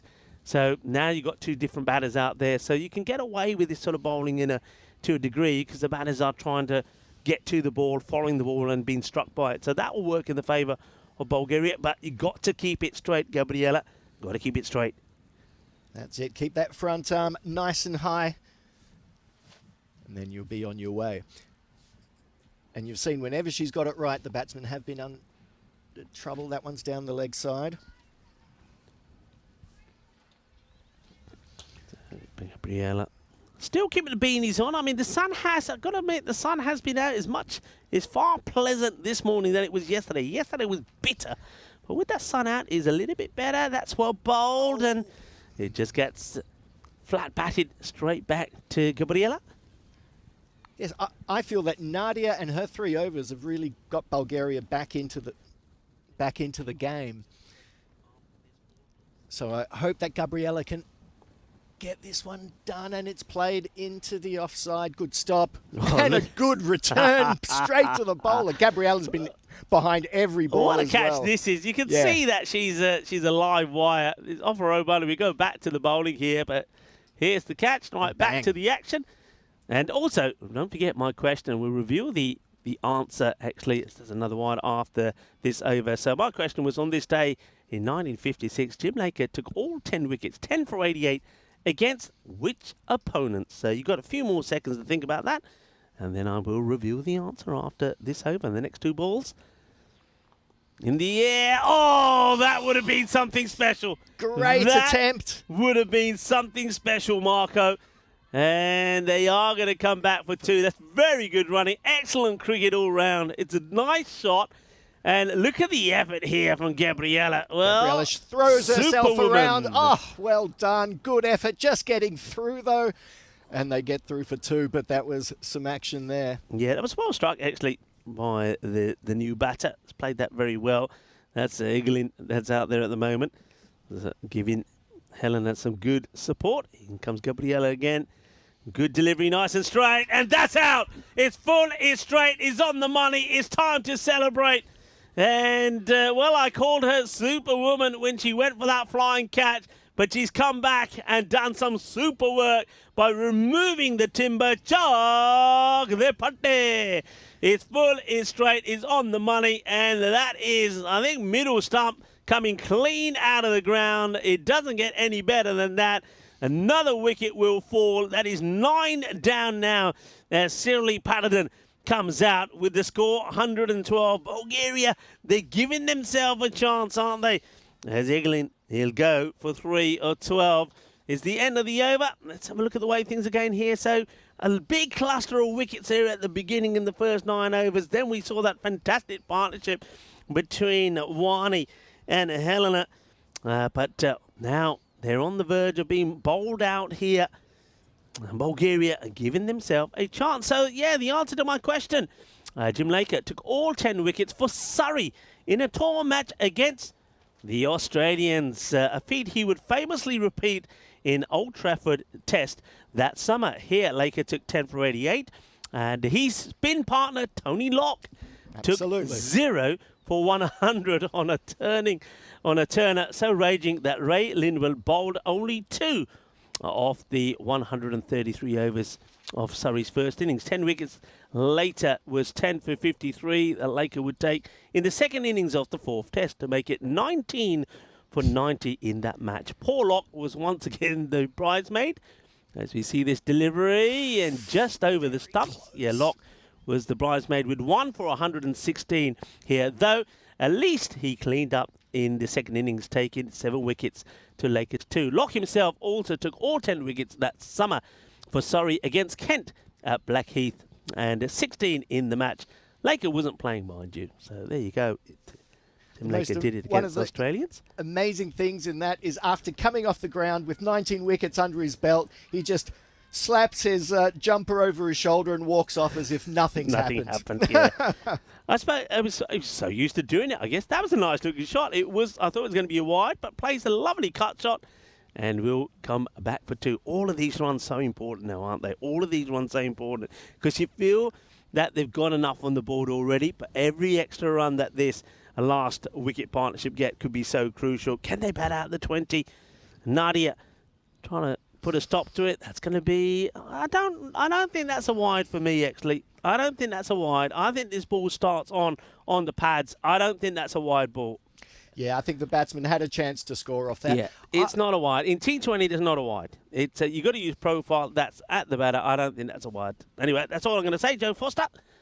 The next ball is a little bit wide out to the off. That's gone. Oh, what a catch. Great catch. What a catch. What a finish to the innings.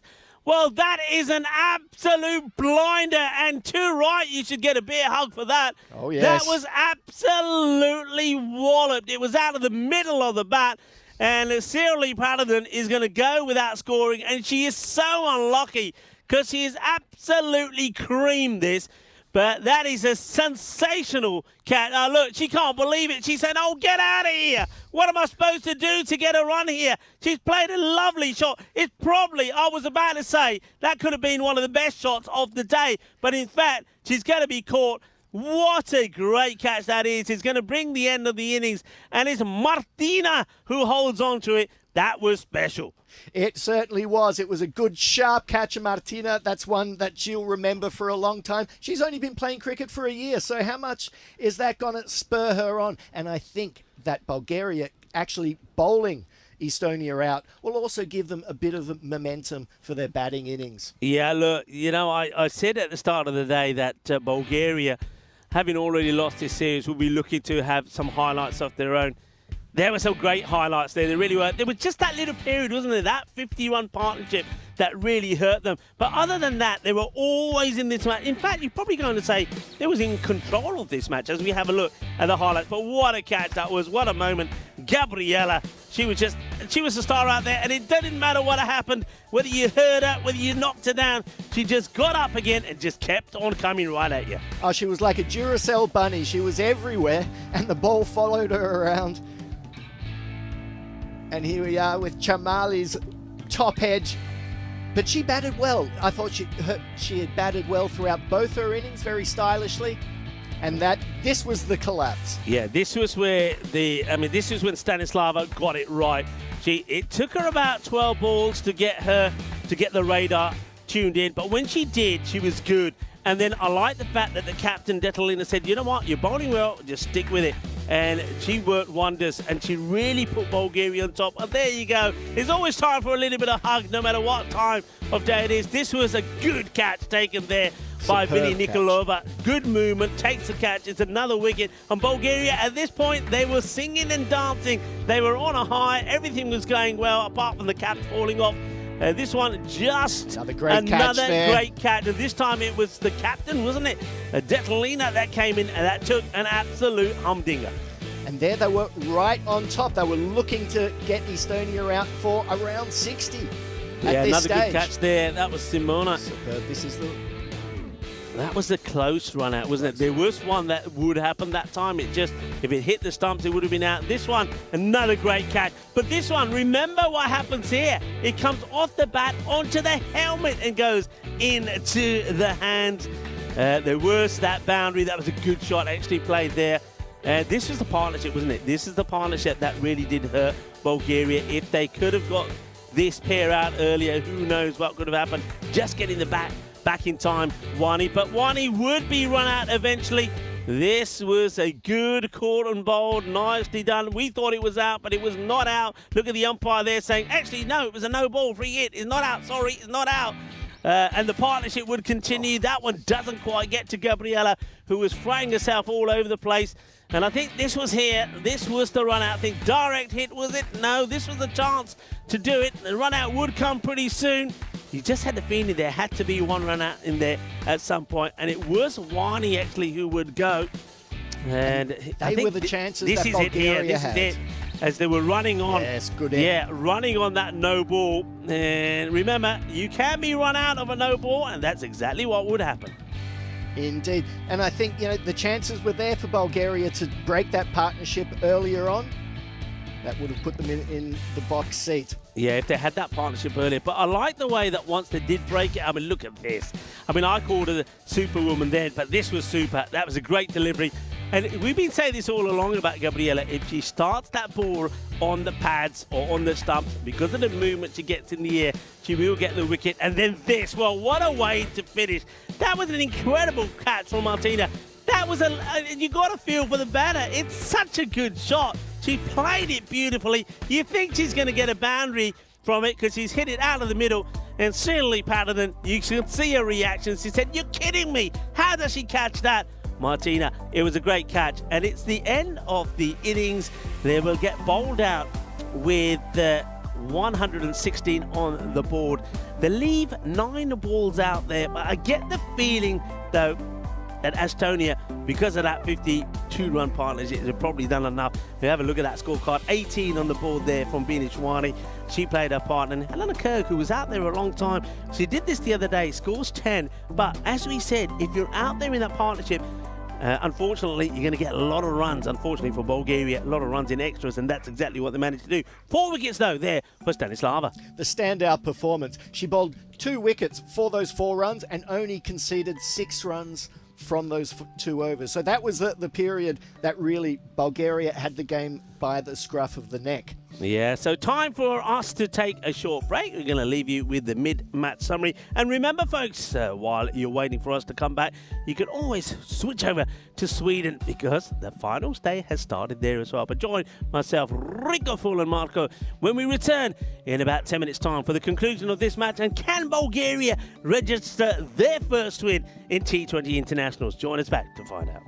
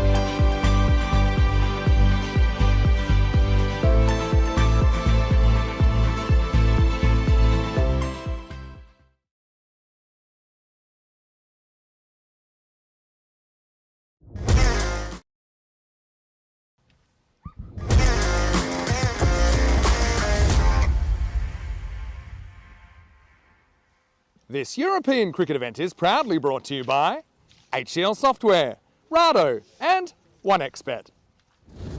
Hello viewers and welcome back. We're halfway through the final T20 international between the hosts Estonia taking on Bulgaria. And well, Bulgaria, they've given themselves a chance to perhaps create a little bit of history of their own. Could they win their first T20 international match? Well, if they're going to do it, they do need to bat very well, and they need to do something that they haven't managed to do in their history of playing in T20 tournaments, and that's to get past the 100 mark with the bat. They're needing 116 for victory. That means getting at about 5.8 and over. So let's call it 6, a run a ball.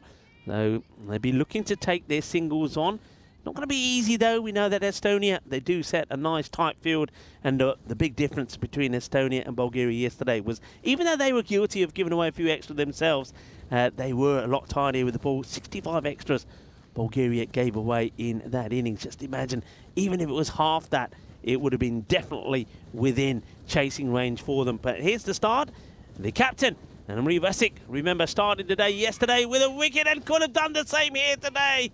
Oh, it's an edge from the batter, and Savlaya Galabova gets an edge on this. Wicketkeeper gets a glove to it. It's one of those that they either stick or they don't, and Natalia not quite able to hold on to it. It's definitely a chance, and it goes begging. And look at the reaction there from Vasic.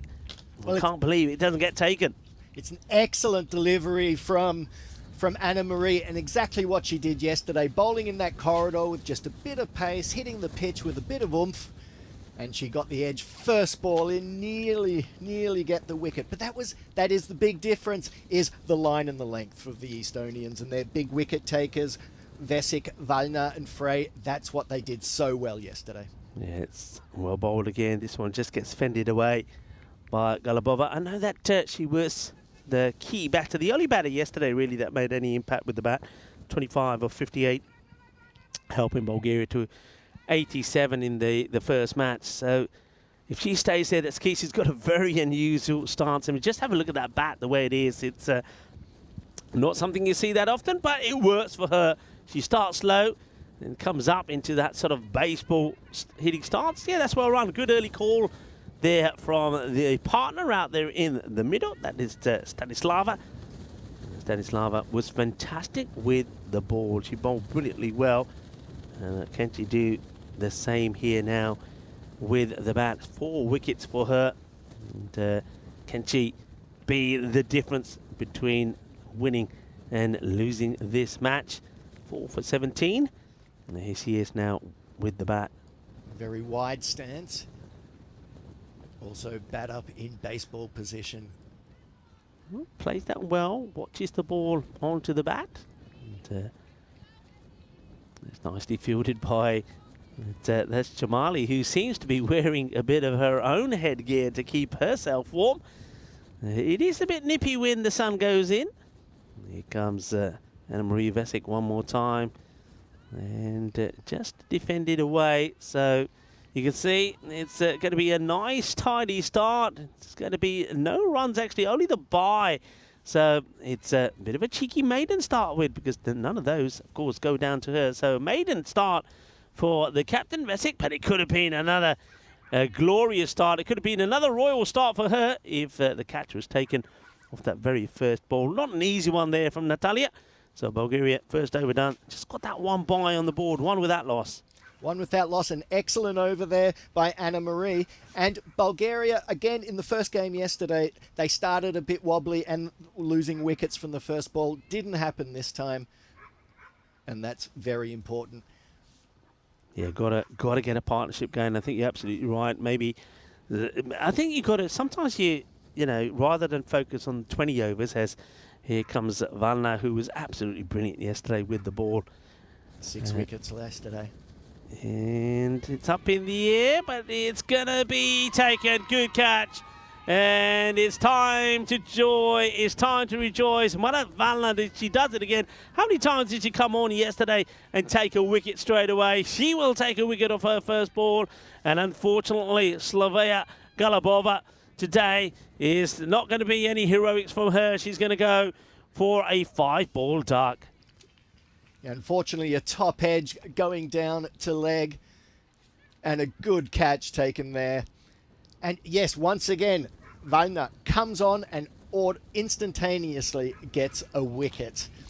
Yeah, nicely done, and a good catch there taken by Shirley Paradin, who now has something to be jolly about. Remember, she was caught without scoring when she hit a thunderous shot, and a catch was taken to her disbelief. So there's the joy for her. She's smiling again. Bulgaria, they're not smiling. They lose their first wicket, though. They managed to get through the first over unscathed. It's now 1 for 1, as it will be Vili Nikolova who comes in at number 3. So Nikolova gets ready to face those sort of loopy deliveries from Wallner. And it comes. This one is down the leg side. That's played pretty well. There's a chase for the fielder. Shirley will get there, and the batters will only take the one as the stop sign is put up pretty affirmatively there by Stanislava. And a big loud call of no as well, which is always good. So Bulgaria off the mark then. And Stanislava now facing. Down the leg side again this time. Now, this is the one thing that... let's see if Bulgaria make any changes to their batting yesterday, because we know one error, or big error from them yesterday, was that anything that was going down the leg side, they wouldn't just move, they just stood still. And we saw that on 3 occasions when it was Victoria Frey was bowling. She got the ball to swing in and get it right through the stump. That's another one that gets a bit of edge on here. It gets past the keeper, Natalia, but I think this one, I can't say this is really catching chance. It sort of goes pretty wide of her. She would have done well to catch that, but it's going to be no run. Yeah, they left too many balls down the leg side, didn't they? And I wonder if today they are actually going to play those shots. It was these sort of ones here. That one, she does put the bat down on it. She doesn't let the ball just hit a pad, so that's better. They've got to play at those ones on the leg side. And take a leaf out of the book there, actually, from Estonia, who anything that down the leg side, they went for it aggressively, and that's where they scored the majority of their runs.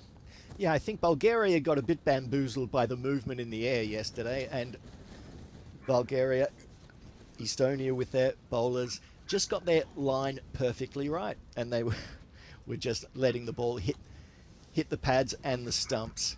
But it was that movement in the air which was causing them issues.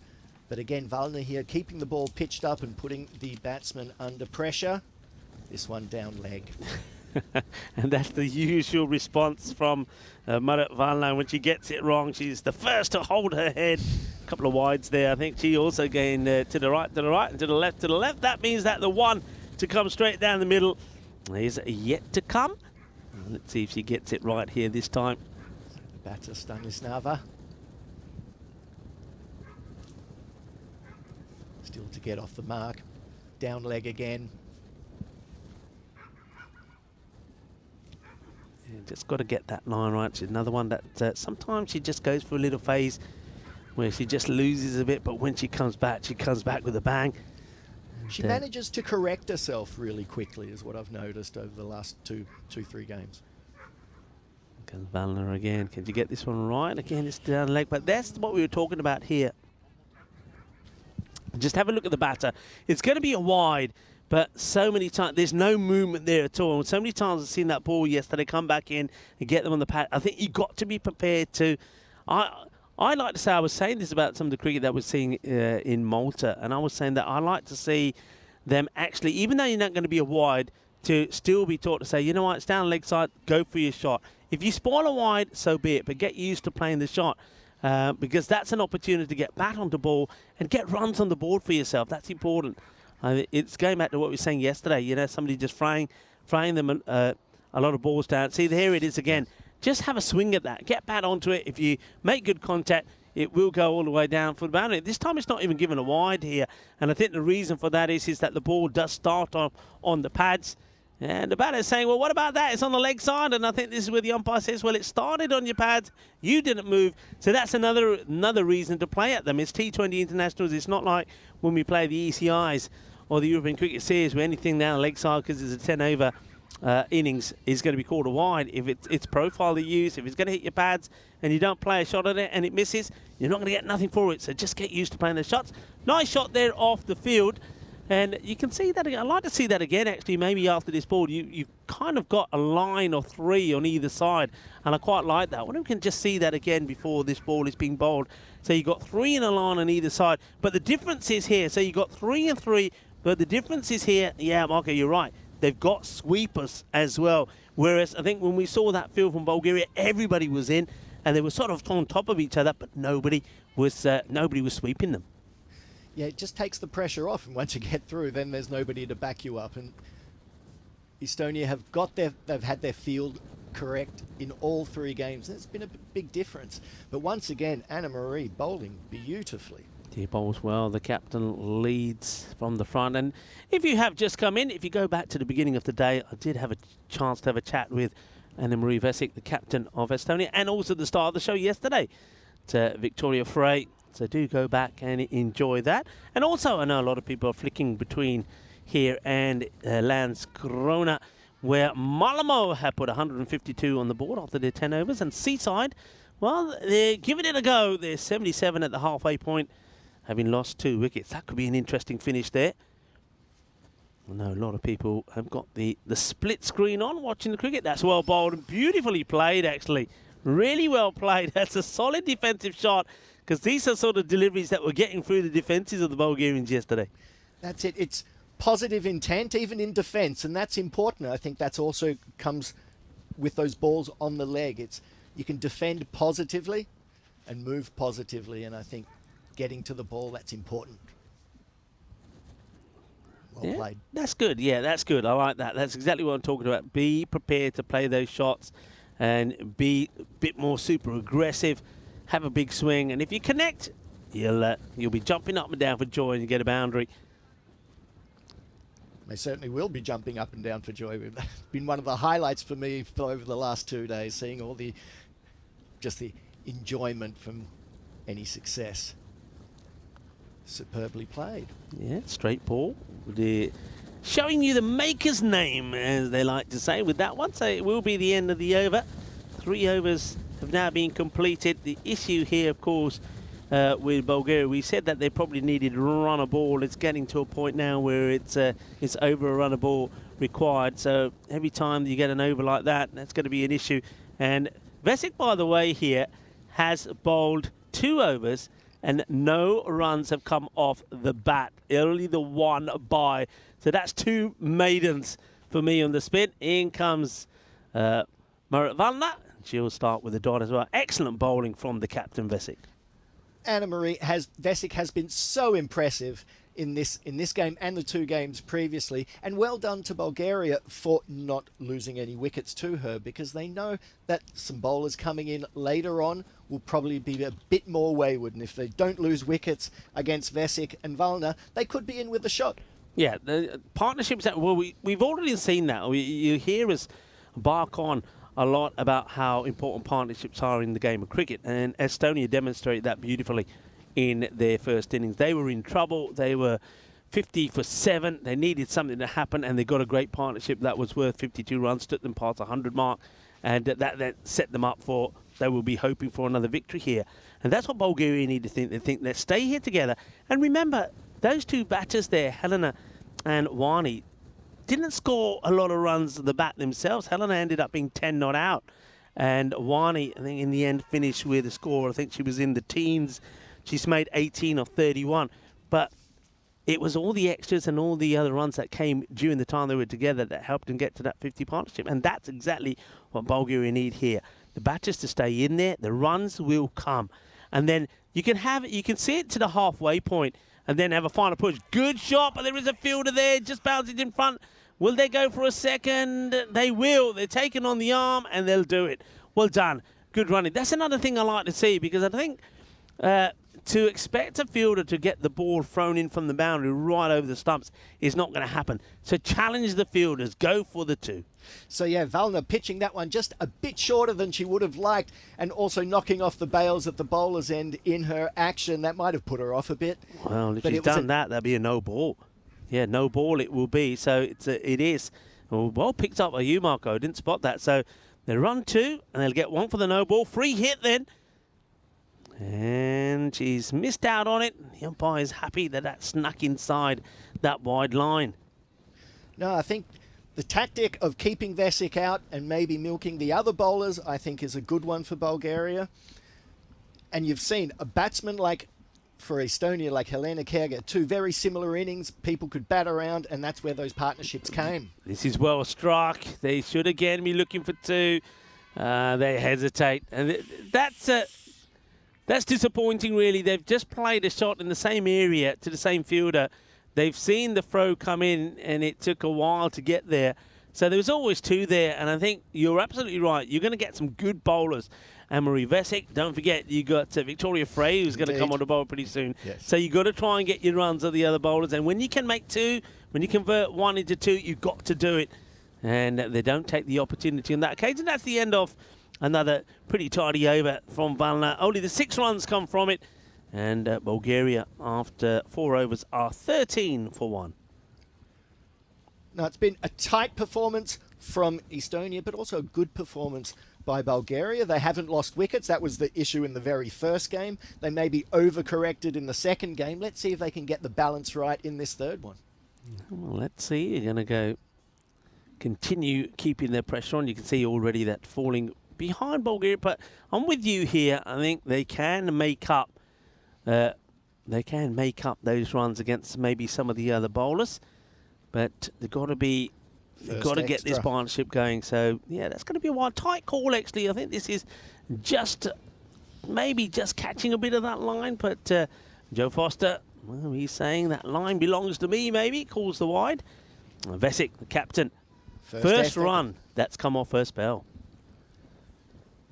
Bulgaria have to keep her out. She's been bowling superbly, and that's a great note. Oh, what a delivery. That's the one. Oh, that's going to go pretty close to that boundary. They're just happy to take the one by, but what a ball this is. This one has come right up the seam, hasn't it, the way it's taken off. Just watch this. It's a top seed. Watch this one go. Oh, you beaut. You absolute beaut. Through everything. But once again, she hits the pitch hard. She gets a little bit extra out of the pitch than most of the other bowlers. And well done to Bulgaria, just keeping them out. I think it's an important part of this tactic. Bat onto ball and just, yeah, that's the thing, just keeping it out at the moment. And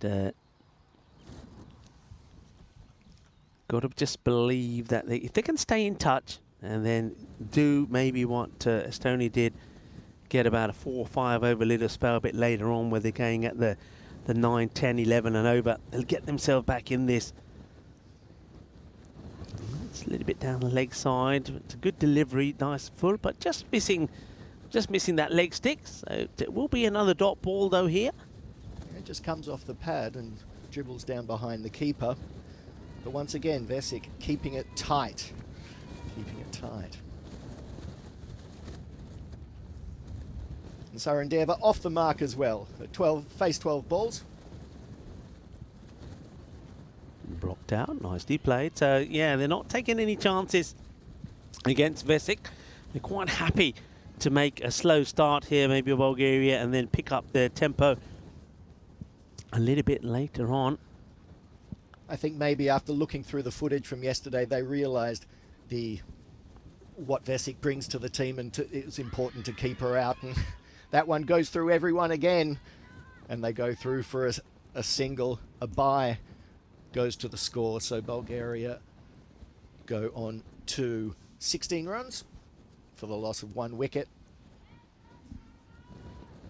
These two, plucky little partnership developing, and I like the way that they're talking to each other as well, just trying to keep each other focused.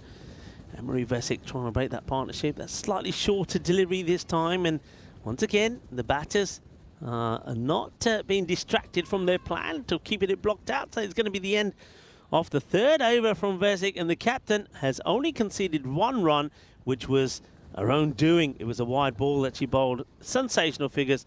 5 overs completed. It's 16 for 1. No, sensational bowling, and well done to Bulgaria for keeping her out, and they're in the game. They learned from that first game. You're not going to win many games when you're 5 for 15. and making sure that that's not going to happen again as Wallner comes in for her second over. Going to start off with a big one. We just saw there that our schedule, and of course Landskrona coming to an end pretty soon, and well, we start international ECI action tomorrow, where these two teams will play the T10 format. That'll be interesting as well to see what changes they make in that, whether there'll be different field sets, with it being more sort of batting dominated, where the batters will be a bit more aggressive. And then, of course, on Monday, the European Cricket Series starts here, where the men will do battle, and we're expecting to see some fireworks during that series. And after that, of course, this Romania. I'll make my way to Romania. No, Vidi Sandu, after taking a bit of time off, will join us here as well. We'll have the pleasure of his company as well. So plenty of cricket still to come up for you. And of course, we'll be going to a lot of new venues as well, the likes of Finland on the cards. We'll be going to Haunches as well. There's Ravi Panchal working for the crew in the background there, wearing his beanie as well. Maybe he's part of the beanie squad. That's going to be another wide here. Valla every so often tries to push the ball through, but I think she also a little bit like Stanislava. It's much better when she just takes the pace of the ball and gives it a bit of flight. Exactly. I think she stands up more upright in her action, and she gets her line and lengths better. Well, once again, this one's even wider than the last. It's been called a wide here. I wonder if this actually catches right at the edge of the pitch. Let's have a look at this one again. And see, it's pretty... Right on the edge. Yeah, right on the edge. So wide is the call. Wallner just needs to get that arm just a little bit straighter. Let's see if you can here this time. Yeah, that's a better delivery, and that's well bowled. It just gets left here this time by Stanislava, who's tuning up a few deliveries here. That's 17 balls now, and just the one run to a name. And that rate just starting to creep up, and pretty soon, I think, once it gets to that 7-8 mark, that's when I can see Bulgaria struggling. So they need to find a way to at least put some of these loose deliveries away. Ooh, I think she has to take a bit of time here, I think, Wallner, just to take a deep breath and get back into her rhythm. Back to a mark. Wallner, here she comes, and this time now she's just gone a little bit too much down the leg side. So a few extras creeping up in the over, and I suppose this is what Bulgaria will be hoping for. Well, they did give 65 away themselves, so they probably are thinking, well, we are due a few back in return. And nice to see that the European Cricket Network banners have gone up. Well done to the likes of Alistair for getting those organised. I know that Alistair's probably not with us anymore. He's making his way to Finland, and I tell you who's making their way as well. It's going to be the end of Stanislava. I don't know if this is this may be a good thing actually for Bulgaria. She didn't look very comfortable. She was out there for 18 deliveries for the one run that she makes, and in the end, I think that sort of difficult ordeal for her comes to an end with this one, and it is that straight one. This is the thing with Wallner. I think there's a bit of bat on this actually, so you've got to feel a little bit for the batter. Stanislava drags it onto her own stump. I think we see a good look at it here. Yeah, she's dragged this onto the stumps. Wallner will get the wicket, and unfortunately Stanislava, her long sort of ordeal comes to an end. She's going to depart, and just the one run to her, but she's chewed up a lot of deliveries to do it. And what I mean by that is maybe another batter can come out and be a little bit more aggressive and might be able to get some valuable runs on the board for them, because most of the runs that they've been getting at the moment has been thanks to extras. A 20 for 2. Stanislava will go for 1 of 18. Wallner picks up her second wicket, 2 for 16. Still 2 balls to go in this, her third over. Indeed, as soon as she got her length and lines right, the stumps were in danger. Now, Detlina comes out there. We know that she is probably one of the top performers with the bat, is the captain. And it will be a good time for her to find her form. She's an aggressive player, doesn't really like to be too defensive. And you can see there straight away that she's not.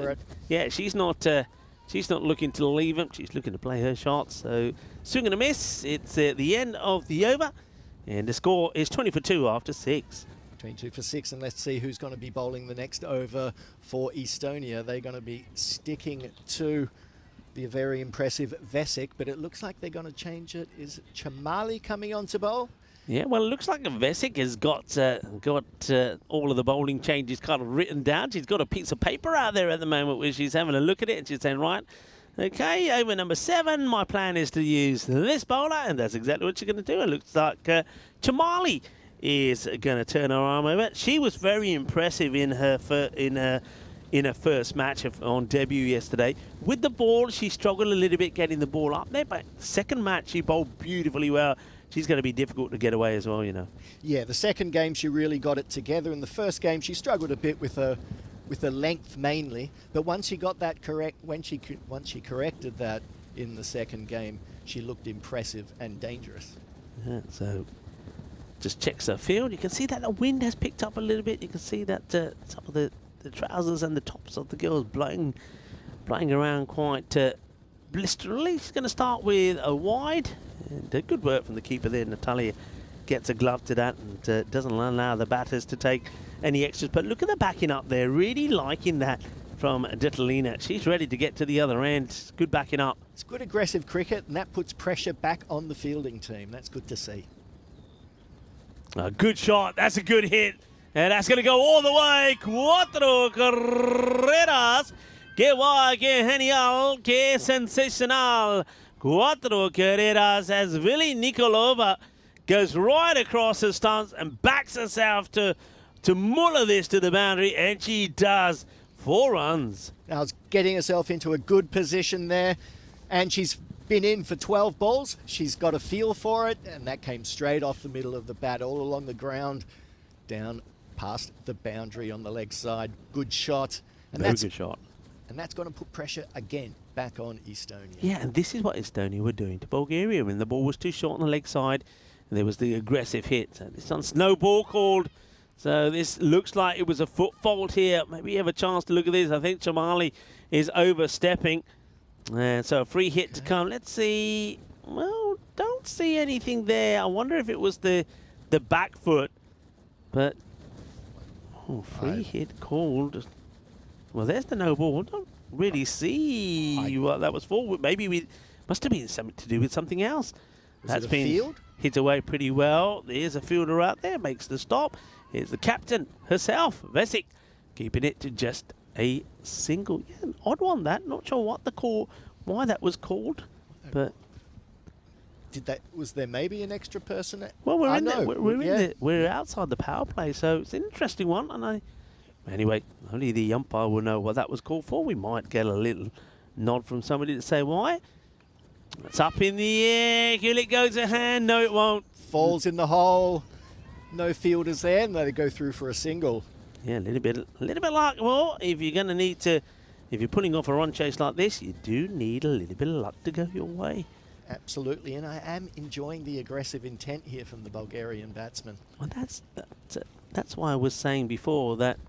Oh, that's another one in the air, and again it drops just before the fielder. So, look, I like this. I'm with you. That's why I was saying that sometimes when you lose a wicket like Stanislava, who was one of 18 deliveries, that you say it could be a blessing in disguise because a batter could come out and make a difference. And it looks that way because Detalina and Vili Nikolova look like they seem to be understanding each other pretty well. Oh, misses out on that one, but it will go for byes. So it's good running, and good calling. Yeah, it is. Yeah, good calling, good understanding between these two. That's one thing that we were impressed with Bulgaria yesterday. That from the very first match, actually, though we know that they did struggle with the bat, but their running in between the wickets and the calling was good. So Chamali, can she finish the over without it going for any more? And that's going to be played away. A good pull shot. We'll be looking for 2 here. That's really good running on this occasion. I think you can see that Detalina sees that the fielder has not been able to stop it cleanly and takes the opportunity to double up. And this is exactly what Bulgaria needed at this point. That over goes for 11, and that will certainly help them to bring that rate back down again. They're looking to bring it back down to around a run a ball required. So good over. Chamali goes for 11. Bulgaria after 7, 32 for 2. No, this aggressive intent, I've been enjoying that. Never since the loss of that first wicket, since Datalina has come in, the batters have really gone up a notch. They're calling between wickets, they're running and just going for the shots. And it's been good to see, and they've been getting the rewards. Saying that was still a good over by Chamali.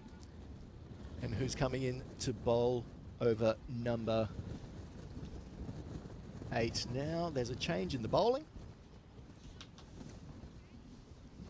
Yeah, this looks like it's going to be Victoria Frey. I can tell just from the way she's getting ready to warm herself up in her action. And what a start she was yesterday. Still can't believe her bowling spell and that she took those 5 wickets. Let's see how she starts today. Well, start down the leg side, but again, I'm liking this. Oh, could be trouble, should be trouble. And they've somehow managed to mess this up because, well, I have to say that Vina Nikolova was not running very fast here at all. She was like taking a little stroll, and she thought she was gone for all money. They couldn't gather the ball. She got stuck in a bit of a traffic jam, but still managed to get herself in. Oh, I want to see them get into the crease. Don't start talking, considering things when you're not safe yet. It's a good shot. Well played away. Again, should be looking for 2 here. Should be no hesitation. Just got to turn and go. This is good from Bulgaria. It's a nice little passage of play from them. And interestingly enough, it starts to happen after they lose that wicket, the second wicket. Stanislova went. But these two, I'm liking what they're doing. They're just starting to create just a little bit of pressure. Victoria Frey, she knows that at the moment she's a little bit leg side-ish. She'll be looking to get that ball right on the pegs. Just look at the stance here off the batter. You know that really Nikolova is looking for the short ball to play that pull shot. Yeah. Here comes the next one. Again, it's on the leg side. She got some movement there. That was what was causing issues in the game and got her a 5-wicket haul yesterday. Yeah, a number of times she surprised batters with that ball to come inside. But you just have a look at Victoria. She gets ready for to get in. She sometimes does a little shuffle. Other times she just comes straight in. There's that little leap before she comes. That's a better delivery, but that's well played as well. Just backs herself to get there, does Nikolova. And it's all about foot movement, isn't it? She's moving. She's ready. You can see she's sort of kind of bouncing around on her knees. The knees moving. She gets to the pitch of the ball. And because she is moving, because she's not just standing there stagnant, she's getting there and getting back on the ball. So that's good from her. Let's see Datalina, how she deals with Frey. Yeah, nicely played. And they will take another single. So this is good. I mean, if they're scoring 6 or more and over, and they're scoring those runs of good bowlers like Victoria Frey, that's good signs for Bulgaria. Absolutely. 38 runs off 7. If they keep this up, they're going to be right there. There will be some drop-off for some of the bowlers later on, and I feel Victoria, maybe after getting her duck in the batting innings, that maybe she's just putting a little bit too much into the bowling at the moment. She seems to be pushing it down the leg a bit. Yeah, it was interesting when we saw her yesterday. She started bowling like this, didn't she? You were saying at the time, she's really hitting the ball into the deck hard. And then she just lost her line a little bit. She was a little bit leg-sided like she is here now. And then she changed it. She just stopped the pace and started floating the ball up fuller. And that one, she was getting all that movement, and she was picking up wickets for fun. Yep. That's what brought her success. Yeah, let's see if she's going to make a change here yet, or still continue to try and really bang that ball in. Well, she does. That's better, Iris, but again, a good shot. And what if they take on the arm? They're going to come back here.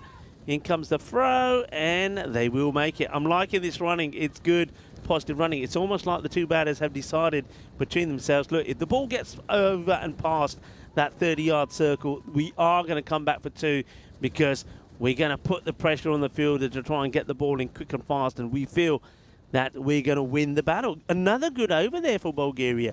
8 coming off that one from Frey. That means they've scored 19 in the last 2 overs. The score moves to 40 for 2, so this is good. And just bear in mind that at the halfway point, at the 10-over mark, that Estonia were on 56, so they're you can see here they're catching up pretty fast. Well, you can see Estonia at the same time were in the middle of a batting collapse, and then they had that big partnership.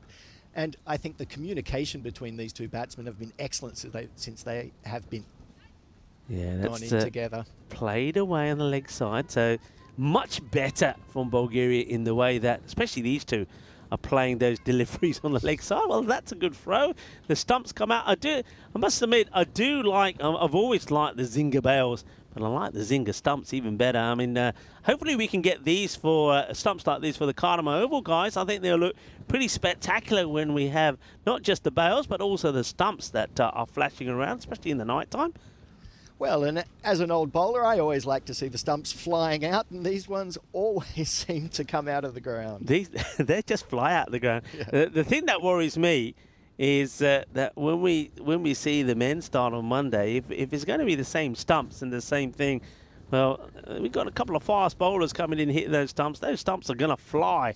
They really are, and I get the feeling that they might have to find a little bit of sand and cement to get them in the ground.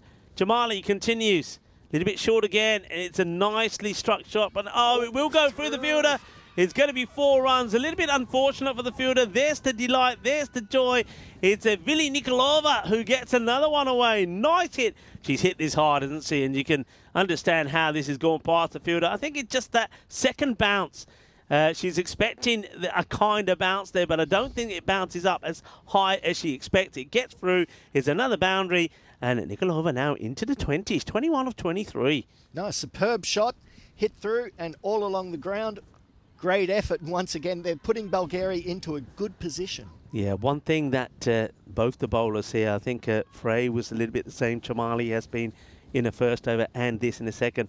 They're just bowling a little bit too much on the legs. They're making the same mistake that Estonia made when it was Estonia that put a big partnership on the board. Beg your pardon, Bulgaria made the same mistake. They kept them bowling at the legs. That's better. Another a big effort shot made to get the ball outside the off. It's a little bit short, but at least it's just a single. Big arm, big throw from the fielder.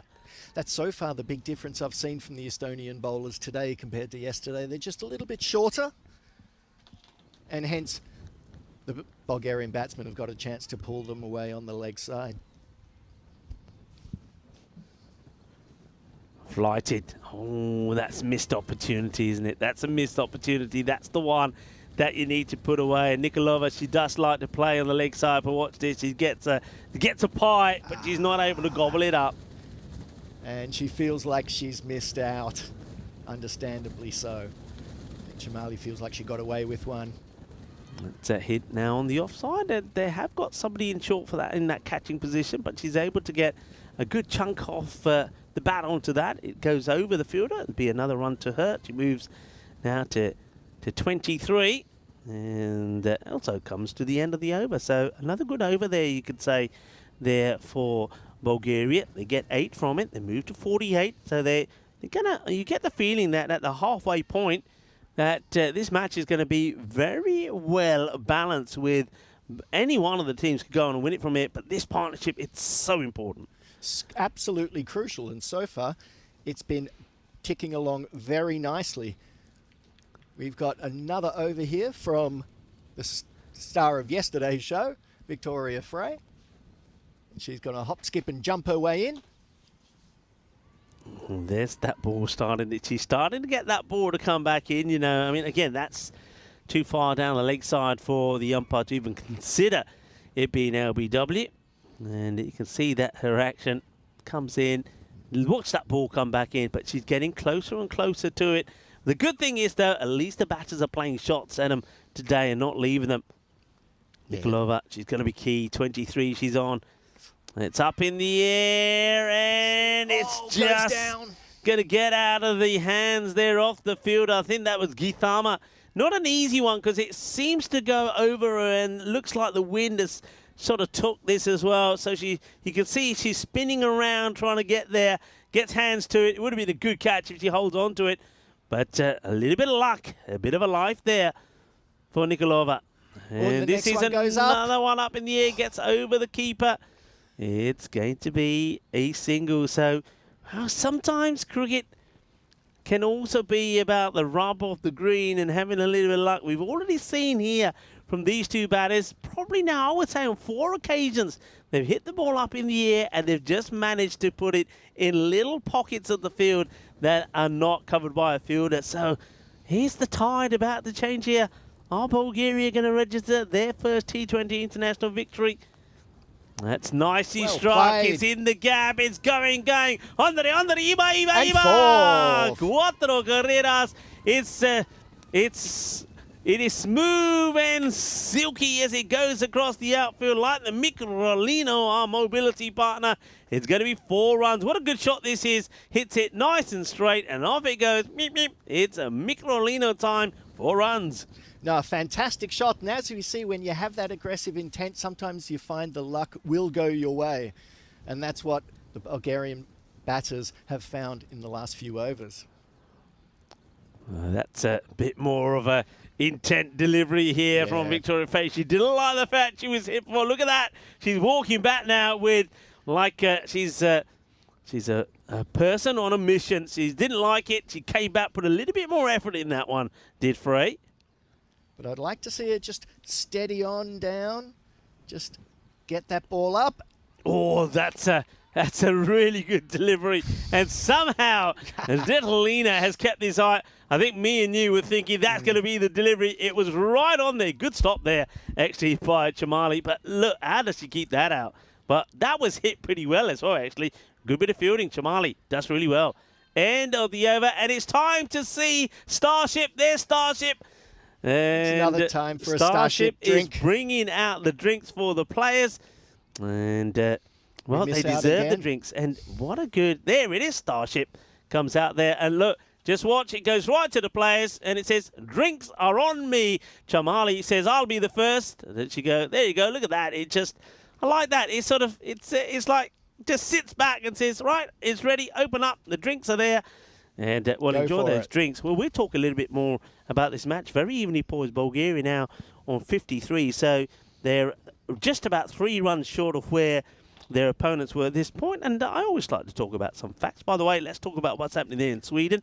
As the eliminator has happened. And Malmo, they did hold on to get the win. So they will play in qualifying number 2. But which team, Ariana CC or KIF, will be in the final, and which one is going to have to play Malmo? Let's talk about 1906 birth of Australian fast bowler Ernie McCormick, who played 12 tests just before the Second World War.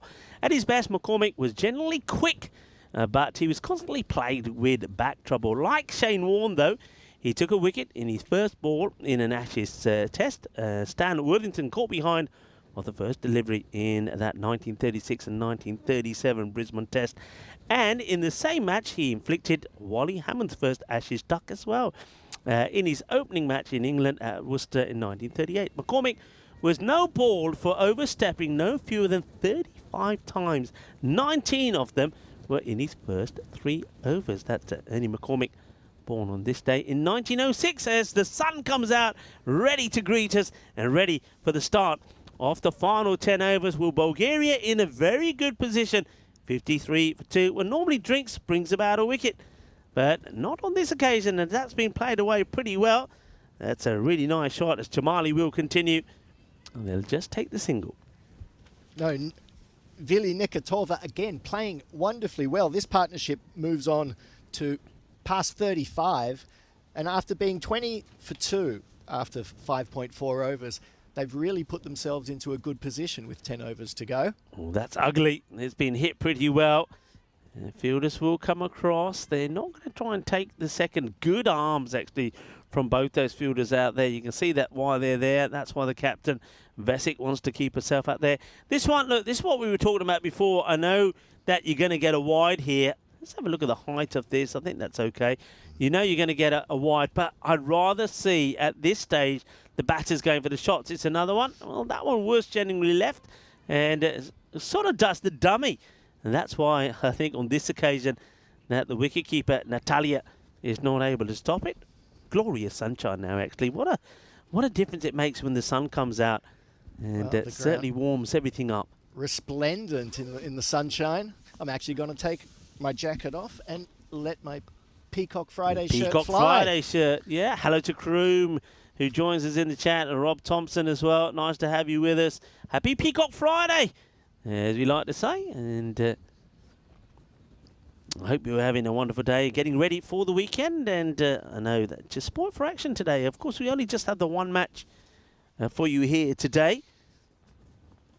It's a well bowled with Jamali, making that extra effort to keep that ball outside the off stump. And then, of course, you've got the 4 matches there in Sweden. One done, the eliminator, Malmo. They will fight on and keeping their hopes alive. And now, of course, you get ready. Oh, that was...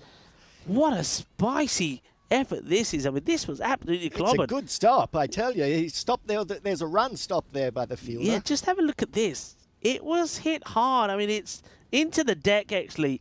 It's a bump ball, but if that one gets through, there's definitely a couple might even go all the way to the boundary. So saves.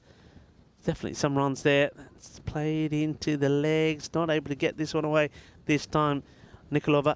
But they're doing their job well here. They're not allowing the rate to go over that 7 mark. They're keeping it inside the 6. And they can keep maintaining that, they'll do well. It just gets played away, but that's a good over from Jamali, actually, straight after the drinks. No wicket comes, but only the 5 runs from it. So every time there's 5, so remember, Frey's last over was just 5. That one from Jamali, just 5. Every time it's that, they just start to fall a little bit behind. But if they keep those wickets in hand, as we keep saying, Marco, they're in with a very good shout. That's it. With wickets in hand, then they can up the aggression with the batters in the last 8 overs, 9 overs of the game. And then add on some extras and they're right there. Their first aim is to get their highest score, which will be 90. Yeah. Get past there, and then Bob's your uncle, as they say. They got very close yesterday, didn't they, in that first match? Yes. They got to 87. That one's played away. Oh, that's a proper, genuine Tortuga. It's going to be 4 runs. You've got to feel for the fielder here. I mean, there's dancing in the middle from Bulgaria, dancing in the sunshine. I tell you who's not dancing is the fielder here. Have a look at this. This is Tortuga, as that one really does pop up. I mean, oh, look at that. That is nasty. Well, Tortuga. Dangerous stuff. Well, I didn't know that our tortoise, the Tortuga, had made its way here to Estonia. Well, that was a nasty one. It's probably going to be just okay, says the umpire. You can see that umpire was thinking about whether that was going to wide or not, but in the end, says no, that's fine. It's, of course, Tim Cross, who's out there. Here we are, Victoria in her 3rd over, looking for her first wicket of today. And it's played across again into the leg side for a single. You can just feel it. She's just that tad short, isn't she? If she just pitches the ball up a little fraction, then she's going to get through the defensive those shots. The batters are just getting the ball just where they want at the moment. And I think Victoria knows that. She's just trying to get it a little bit fuller and just get that little bit of movement. And if she does that, you can see one going straight through. They're taking a bit of a risk here, the 2 batters. But Detlina and Vili Nikolova are putting in a great partnership here. That's struck pretty well as well down the ground. It'll just be a single. It was a good ball pitched up just outside off, and there was a bit of movement there. I do feel like she's trying a bit too hard so far in her 3 overs. I think maybe that duck just, while she was batting, spurred her on, and she was just trying to put a little bit too much effort into the bowling. That's the one that's got to be put away. Now, that could be it. It's a no ball as well. That is a great hit. Fantastic and this goes back shot to what I was saying before. Don't shy away from playing the shot. It's a no ball. We saw them yesterday just leaving these away, but she throws herself into this Datalina. She smashes it to the boundary. Nobody's stopping that. And because it's a no ball as well, they get 5 from that. It's a minimo. And Bulgaria, well, they are on their way. Remember, have never won a T20 international in the 8 that they've played. The 8 they played before the start of this tournament. So they've gone 10 without victory. Are they going to start with a victory here? Will it be celebrations for Bulgaria? 69 for 2, needing 47 for victory. Frey coming round the wicket, but still keeps bowling it into the hitting zone of the batters, really. And that is onto the pads. It's another one that gets played away. Move into the 70s now. This over is worth 11 with a ball to go. And that brings up the 50-run partnership between this pair, and a sensational partnership it's been, and put Bulgaria in a very good position at this stage. Partnerships are everything, Marco. That's what we say. And I also said at the time, the wicket of Stanislava could have been a blessing in disguise. And so far, it's been just that. Frey getting it wrong. She has decided to change her angle here, and I think what she's probably trying to do, Marco, is by coming around the wicket, thinks, right, I'm going to try and angle the ball across the right-handers, but she's just not getting that. Again, I use that word, she's not getting that swivel in the body to get that ball to go across. So really, unless she's able to get that going, unless she's able to do that, I don't really see how she's going to gain anything by coming around the wicket. I feel like well, again, back to what I said, she's just trying too hard, and she's not getting through the crease just as well, not high enough. There we go. That's better. Yeah, it gets played away. Now they're taking this on. It's a bit risky, but the backing up is so good here. I wonder if we can see the running in between the wickets here. Frey goes down. She's disappointed. But just look at the backing up. Look at Catalina. Look at that. That is just sensational. A little hesitation, but still, even with that, she does make it. And you can see Frey, she's frustrated that they're able to take a single there. That over of hers will go for 14, Marco. 14. So they've made up for the last 2 overs that only went for 10.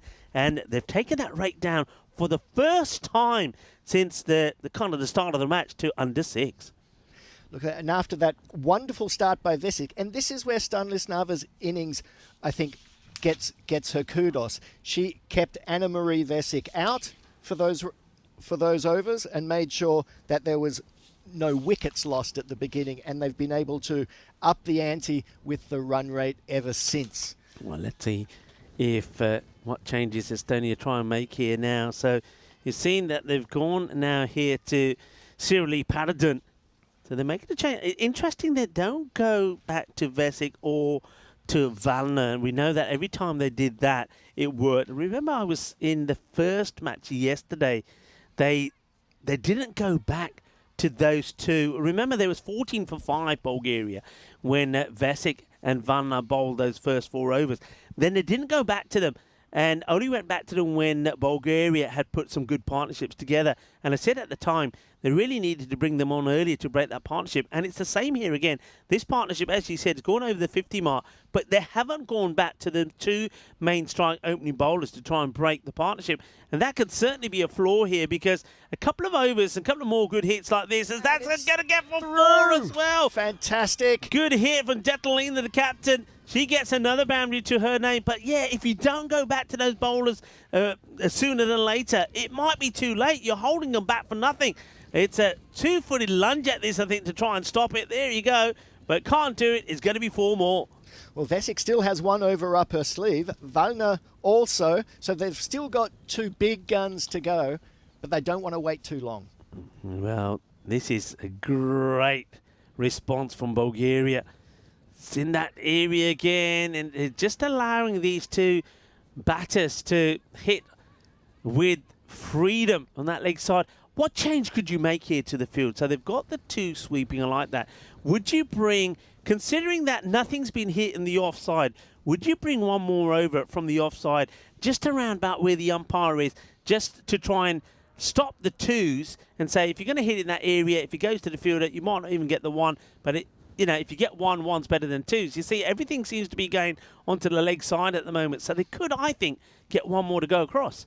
Yeah, I think that's a good point. They have been a bit shorter in this innings, hence more things on the leg side. So either having a wide long on, maybe not directly on the boundary, maybe 3/4 of the way in might be the way to go. Yeah, maybe.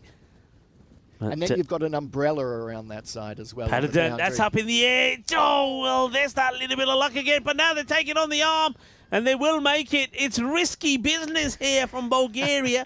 But they're getting that rob of the green. This is another one that could have gone anywhere. But it ends up, once again, dropping in a pocket of space in the field. It gets over Paradon. It doesn't quite reach the fielder, Egelin. And then the throw comes in, but they do get home.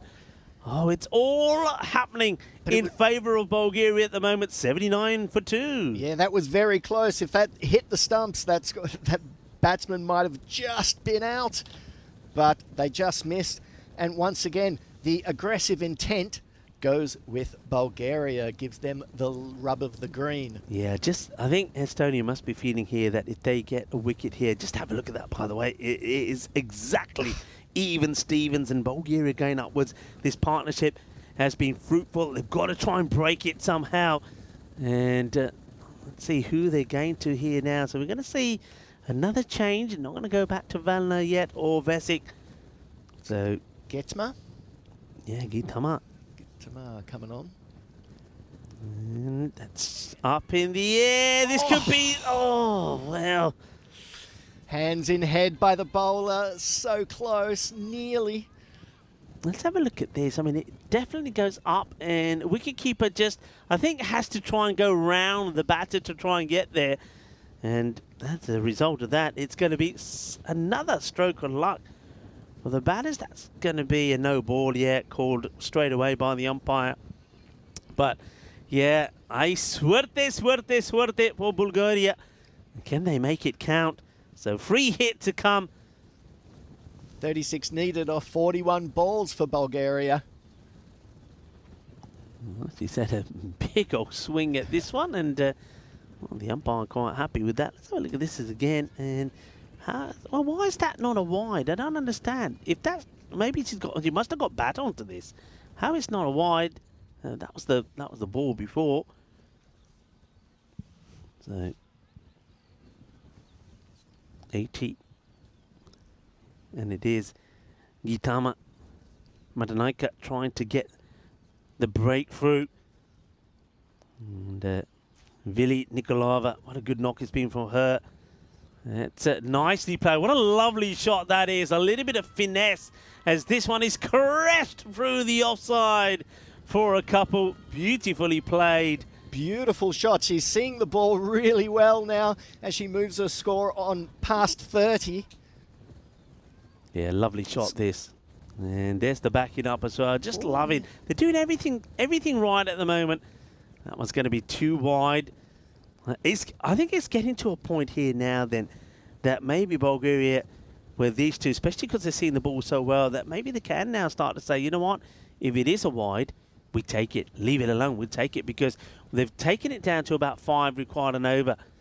And well, what's this one here now? Let's see this one again. I wonder if you can see this from behind it. Why? I mean, yeah, okay. I suppose it's just coming inside that line. It looks pretty wide. It's ticky touchwood. It's there or thereabouts. Yeah. Benefit of the doubt to the bowler. Let's play. Oh, beautiful fielding. Well, there's a few appeals, but it was a bump ball, but well done from Gitama. Certainly saves a run there by fielding off her own bowling. Yeah, into the ground, and yeah, that's good work. Floated up and gets played away. Will just be a single, but you'll take that. It's a good over though from Gitama. She did fly the ball up there. A couple of wides in there, but with that single, only the 4 coming from it. So after a couple of wins in the over department from Bulgaria, that one belongs to Estonia. This is going to be a real nail biter, you know.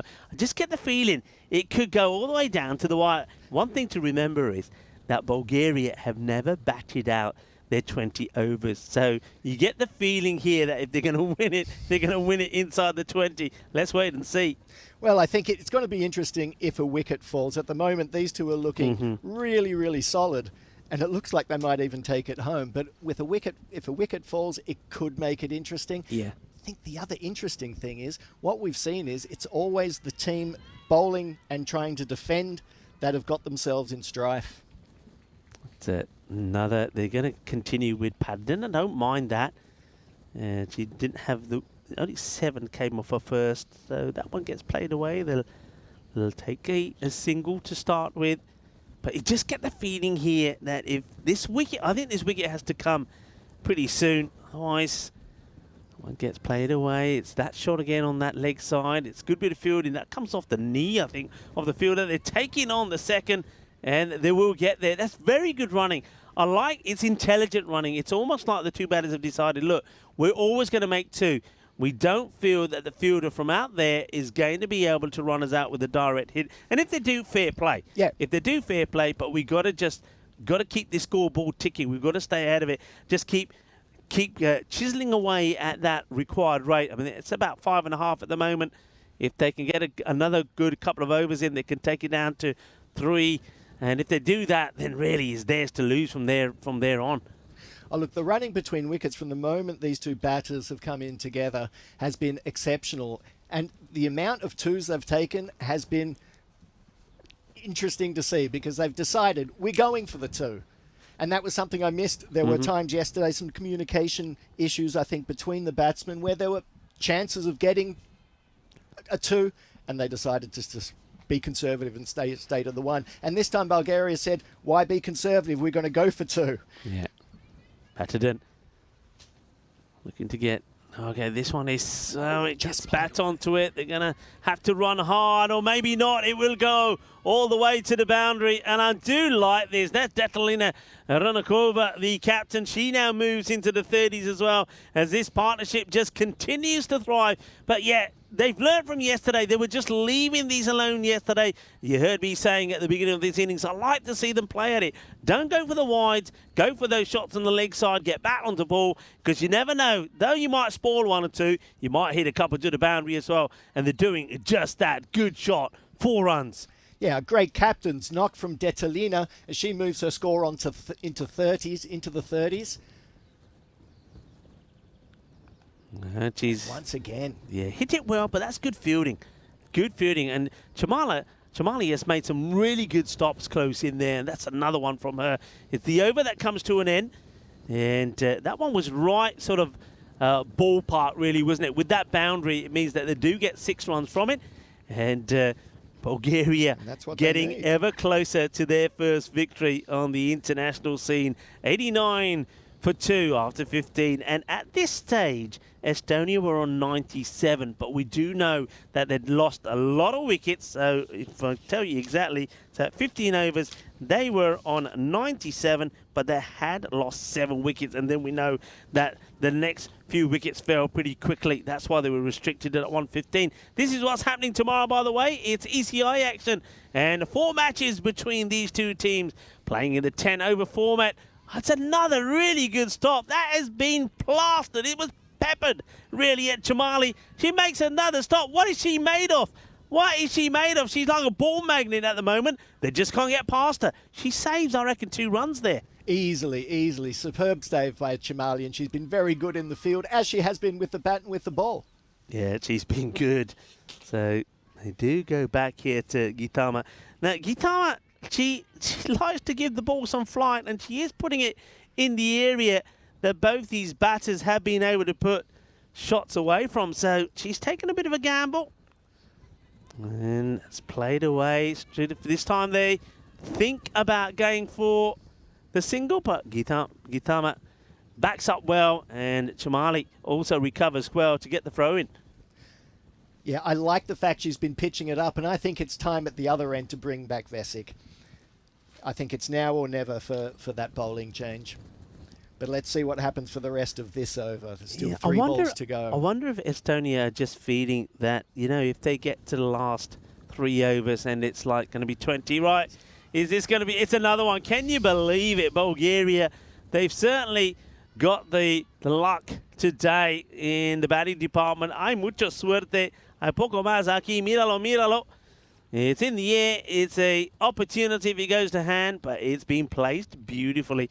But yeah, I just get the feeling they might be thinking, look, we can take it to 3 overs to go, and they're needing 20 with Valna coming to bowl a 1 over, with Vesic got overs as well, that we can do it. It's another one. It just dropped short. So that's they might be gambling on that. But of course, the question is, if before they come on, they get 1 big top over in, which goes for about 12 or 14, then the plan goes astray. Well, that's it. It only takes 1 bowler to not get it quite right, and then all of a sudden the game goes past you. Yeah, this one they're gonna take. They're taking on the arm In comes the throw, and Valna, it's very close. This is close. This is close. The umpire says not out. Yeah, we got. And she's confident. I made it. Survived. I survived. Says Nikolova. I mean, they went for this because otherwise they would have lost the overbar a lot because it had only gone for a couple. They had to double up. In comes the throw, and let's have a look at this. There's a massive dive here. Nikolova diving, sliding the bat in, and I tell you what, she's just out. I tell you what, if the umpires had used the technology available to them, I know they don't on the ICC internationals, but that shows you that really that was out. And again, that just goes to show what we're talking about. At the moment, the luck is on their side. Absolutely, and it's been going that way for the last good 10 overs. That's a massive, massive call, actually. Huge. So 4 come of that over. They need a good one here. That's played away. They will once again go for 2. Surely they will. Well, maybe they're just a bit knackered now. They're huffing and puffing. Detalina says, no, get out of here. I can't run 2 anymore. They're running too many, but this is a nail-biting finish. That's for sure. Well, Bulgaria, they've now already passed their highest score ever made in a T20 international. So the next step is just to go on and win it. Yeah, that's no run this time. You can see them getting. Well, they're asking the question. It's out. It's out. It's out. They get the breakthrough. It's a direct hit, and Vili Nikolova will be gone. And what was happening there? A softest. Well, they played the shot. It was well fielded, and the batter was pretty slow coming back. Doesn't get the bat down. The throw comes in onto the stump. Let's watch here. So you can see them running. She comes out, then she just stands there. She's in no hurry to get back. The throw comes in. Here's the throw, beautifully picked up. And Geetha Mali with the throw. Let's have a look at this. I think you're going to find she's just not got the bat down in time. And she's going to be gone. I mean, I think that's a little bit of karma. Let's be honest. She probably should have been out the ball before run out.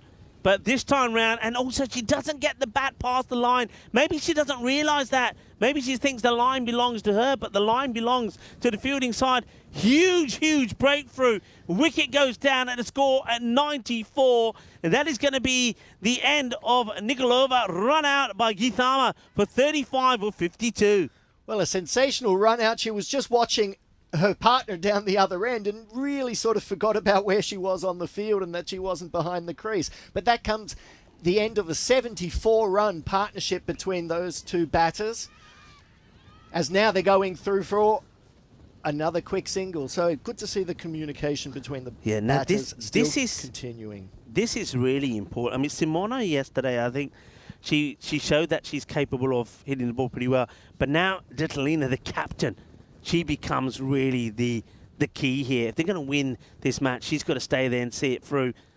And plays that well out. She'll take the single. She has batted well. She's got a very good eye, hasn't she? Got a very good eye. Picks the ball well. And if you put it on a pad, she's shown already she can strike it well. So Simona, can she keep and get another partnership going here? Chamali with the ball. 3 off the over so far. Well, I think they just need one more partnership and then they're home.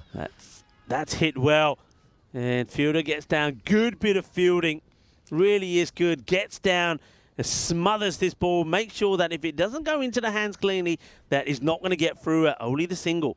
Well, as we said, as we discussed earlier on, they do have this umbrella field around the leg side now, and it's been paying off for them. They've had a few stops in that area. Yeah, that's worked a treat for them. I'm just putting one more on that side. Oh, it's a good delivery from Chamali. She really has got a line right after the first 2 overs when she was a little bit short and down leg side. She's changed her line. She's got it outside the off. And she's been rewarded with not just a wicket, but some good bowling figures. And just as I say that, she does put one down on the leg side, but it gets missed out on by Detalina, who's probably starting to feel it a little bit now as well. She must be tiring out there, the captain. But she needs to carry her bat through and try to get a victory here for Bulgaria. Look, I did start the day by saying that probably Estonia, they'll be disappointed that they don't wrap the series up with a 3-0 victory after being so dominating yesterday. But I did say that Bulgaria, they'll be hoping to be better today, more competitive, and have a few highlights of their own. But they've got one highlight already, and that is that they were able to bowl out Estonia. The second highlight is that they've now posted the highest score ever in a T20 international game past the 90. But the biggest highlight could be if they get their first victory. Well, that would be sensational. And after a 74-run partnership to set the game up, let's see if they can get over the line. But the captain is going to have to play a bit of a role here and play a proper captain's knock, although she's been in for 10 overs and is certainly starting to feel it. Now, interesting, they go to Frey, and she's going to stick to this round the wicket plan. And just blocked out this time. That's always going to be... that's the problem with that Frey has also, because she's coming around the wicket here. If she's appealing for LBW, that's bat first anyway. But even if that's hitting the pad, she's got to literally wrap the batter on the back foot all the way back on the stump. It's going to be very difficult for her to get the LB. But for some reason today, she's feeling that around the wicket is what's going to work for her. And she comes again, bowling to Simona. And they're going to take the run. That's good running. You've got to really get T20 on strike. They're needing to go at just over 6 and over here. So they're looking at run a ball. So these singles become important. But if T20, if she can get 1 or 2 away to the boundary, that'll do Bulgaria a huge favour. In comes Victoria Frey once again. And it's a bit of an edge. And they've got to run hard here. Oh, she's ball watching. She's ball watching, and it'll only be a single. And T20, I don't know what she had for breakfast this morning. Well, she was in the same hotel as us. I wish I had what she had, because it has brought her and her team a lot of luck at the moment. That's another one that she gets an edge. It gets over the wicketkeeper, Natalia. There's one more to the board. 100 on the board for the first time ever for Bulgaria in a T20 international match. But can they turn it into their first victory? Well, another 16 runs needed. That one. Well, what happens here? I think it's down the leg side, but the umpire hasn't called it. The umpire says that it was probably does start onto the pads. And yeah, I don't mind that call. It's a tricky one, because he's bowling from around the wicket. Whether this was always, I don't know about that. More pace there as well, though. I don't know, but that's the issue. That don't go back to what the mistakes were yesterday. You got to play at these. Yes. And it does get bat on ball. Should be looking to take a single. They fall asleep for a moment, but then they do get going. Simona, she's very slow getting there, actually. It was a late call. They were late moving off. And I think they just got back in time. Seems to be struggling, Simona, with the running. You can see she's late to go, and then she does get going, and then halfway through here when she finishes, you can see that she starts to start hobbling around. Also not sliding her bat in, which is making it a bit more difficult for her as well. But here we are with Simona. Oh, no. Big delivery this, actually. T20 on strike, the captain. Big delivery off the over. They've only got 3 runs. They would love a boundary now. Oh, yeah, well hit. Hits it well. Got to run hard. Got to run hard. Got to push. They will come back. They're huffing and puffing. And they needed those 2 there. I think a single would have meant it would be kind of a win for Estonia. But getting 2 means that they get 5 off the over.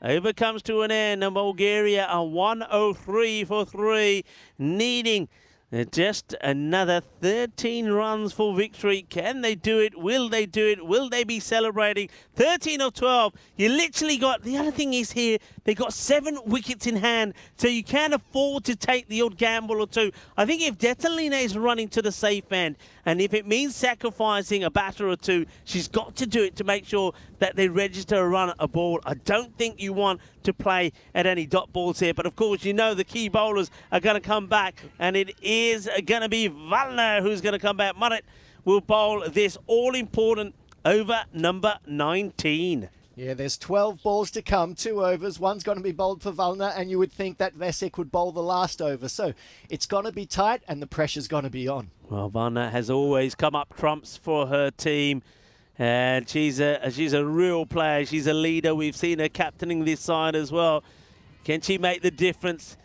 Asking the question, not out. And Simona, I think her role here really has got to be trying to get bat on ball and get to the other end and let the 2 captains get get involved and get into the action. And she's missed at this one as well. It's another dot ball. Can't afford dot balls here. They got wickets in hand. She's got to be trying to just get bat onto ball and running. You've got to take a gamble here.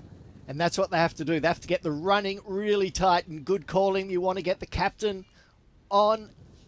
She's been doing the damage, but Valna has been keeping the ball pitched up. Got to get bat onto ball. And they've got to go here. Yeah, that's good running. It might be the sacrifice. There's the throw. They miss. It's worth taking that gamble. Very good running from the captain, Detlina. She reads the play perfectly. But now she's got to play her part here.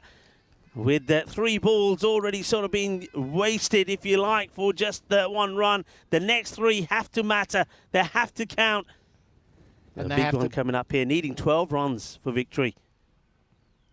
Not much backing up by Simona. That's cleverly bowled. Yeah. She thinks for a moment, she wants to play at it, then thinks it might be a wide, I'll leave it, and does leave it. And in the end, it ends up being a dot ball. Well bowled from Valna. 2 to come in the over, needing 12 of 9. It's been all about the length in this over, I must say, and that's caused the batsmen to struggle a little bit and not get the connection they want to as they, again, pitched up, not able to get it away. That's the one, isn't it? That's the one she's been playing at all the time, and when she needs to get bat onto ball, make contact to that one, it goes to the boundary, she misses it. Can Natalina get one away? 1 more ball to come in the over. Really needs a boundary here. 12 of 7. Wants a boundary.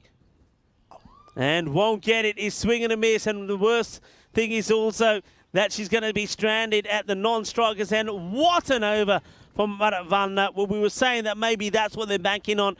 That if it comes down to the wire, and that they will back the likes of Valna to bowl a great over. And she does. Only the 1 run coming from it. No, absolutely superb, and that's what they were banking on, and that's what's happened. And now they're in. How much do they need? 12 off Vasek's over. She's only gone for 2 in her first 3, so it's going to be very tight. And Simona needs to get. Should be captain against captain, but Simona has to. Yeah, Vasek, she's actually only, if you look at her bowling figures, only gone for 1. That was a 1 wide. Yeah. And the other one was 2 byes that would come off her over. So she's been superb. So they're going to have to try and get 12 of this over. I can't see how it happens unless Vasek really loses the plot a little bit here. I wouldn't mind 11. We could have a super over. I don't mind a super over. It'll be my first. I'll look forward to it. Well, let's see how this goes. Bulgaria, it's been a tremendous effort from them, but can they make it count? And it all comes down to 2 little things. Cricket's a funny game. First, it was a wicket of Stanislava, and I said that could be a bonus. It ends up being a bonus because Detlina came out, and those 2, between Detlina and Nikolova, they looked like they're going to win the match. Then Nikolova just doesn't get herself back in the crease. They weren't even taking a run. She was lazy. She forgot about the basics of the getting back. It was a great throw to get her out. Well, they've got to try and, well, they'll take 1, and I think that's all you're going to get here. So just the 1, but it does mean that Detlina gets back on strike, needing to really pick up a couple of boundaries here. Absolutely. Now it's captain against captain with 10 runs needed and 5 balls to go. I think Simona did exactly the right thing. It was a tight single, but they got through. Here's the delivery. And she hits that well. Got to double up. Yes. There's no sweeper there. You just got to go for this. I think you got to go for it. Yeah, she is going for it. Oh, she had to go. She had to go. I think they would have crossed. There probably would have been a run out at the other end. It would have been the Simona, but you got to get back on strike. So just a single here. So 10 required of 4 deliveries now for victory. See, if I was the captain, I'd be talking to Simona now saying we have to try to push for 2s. Don't worry about singles. We need the runs to win. Oh, well, she leaves it. They are running, but it's going to be run out. That's going to be out.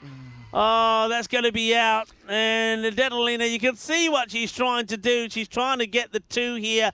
They get 1 for the wide, and that could be the end of any hope for Bulgaria. The captain gets run out.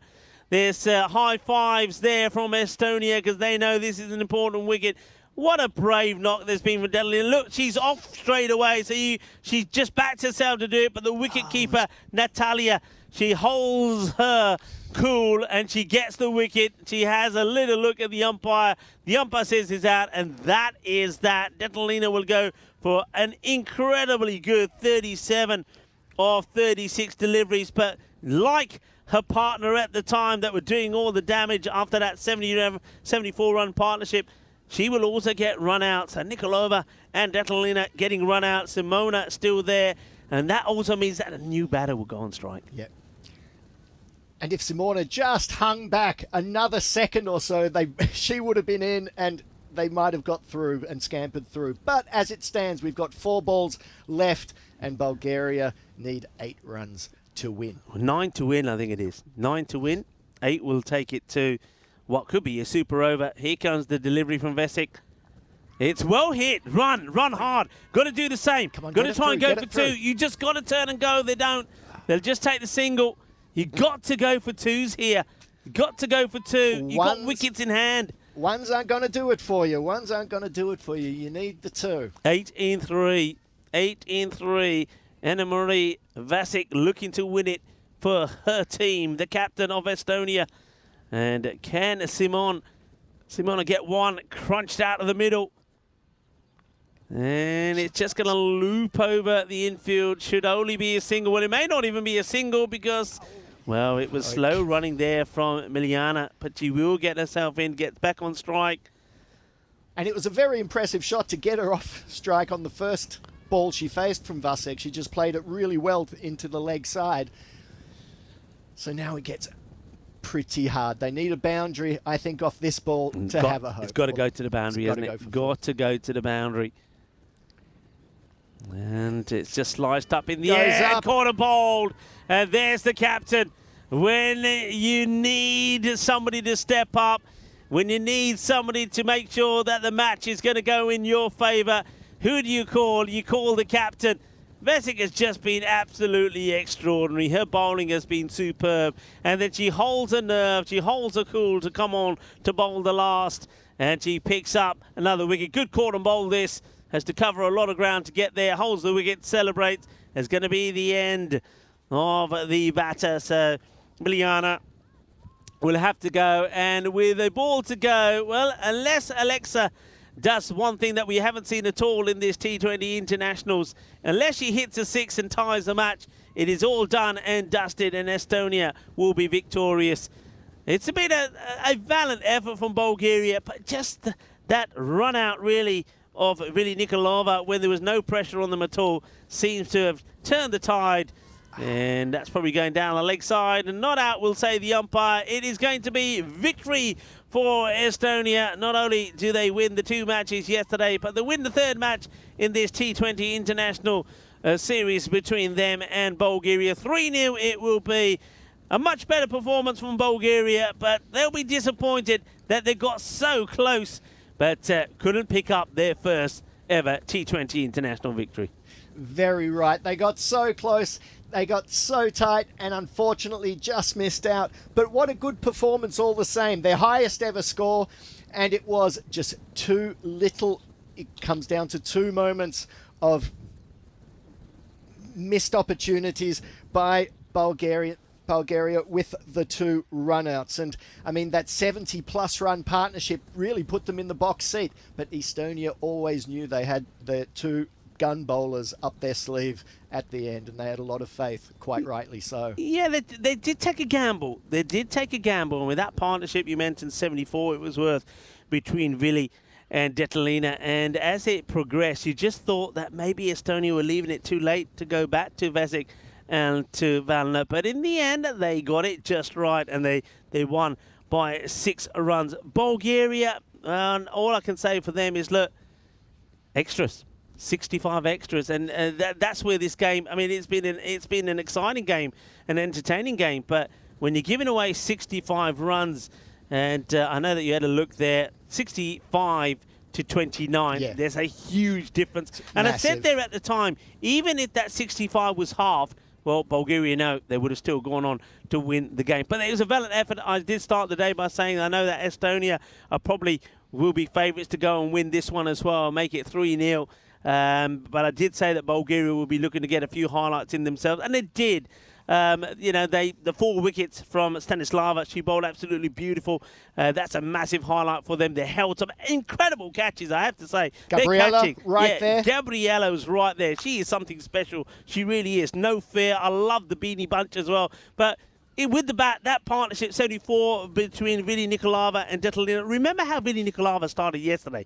Royal Duck, the very first ball of this tournament. And look at her today, 35 or 52. But just those little moments of madness. There was no, you know, she just ended up standing outside of the crease, very lazy to get back. She gets run out. That changes the match.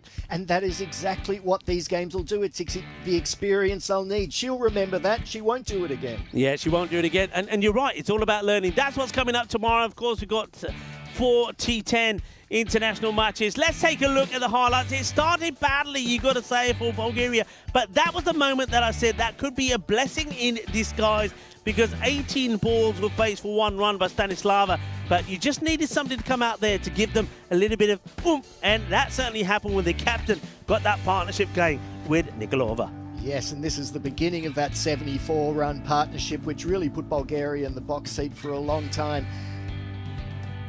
Yeah, they just had to take everything come their way, and you could see that at Estonia they also made, I mean, that was everything happened there, but they were getting the rub of the green at the moment. Look, things like that were happening. They were hitting balls in the air that was dropping in spaces. There were some half chances that weren't taken.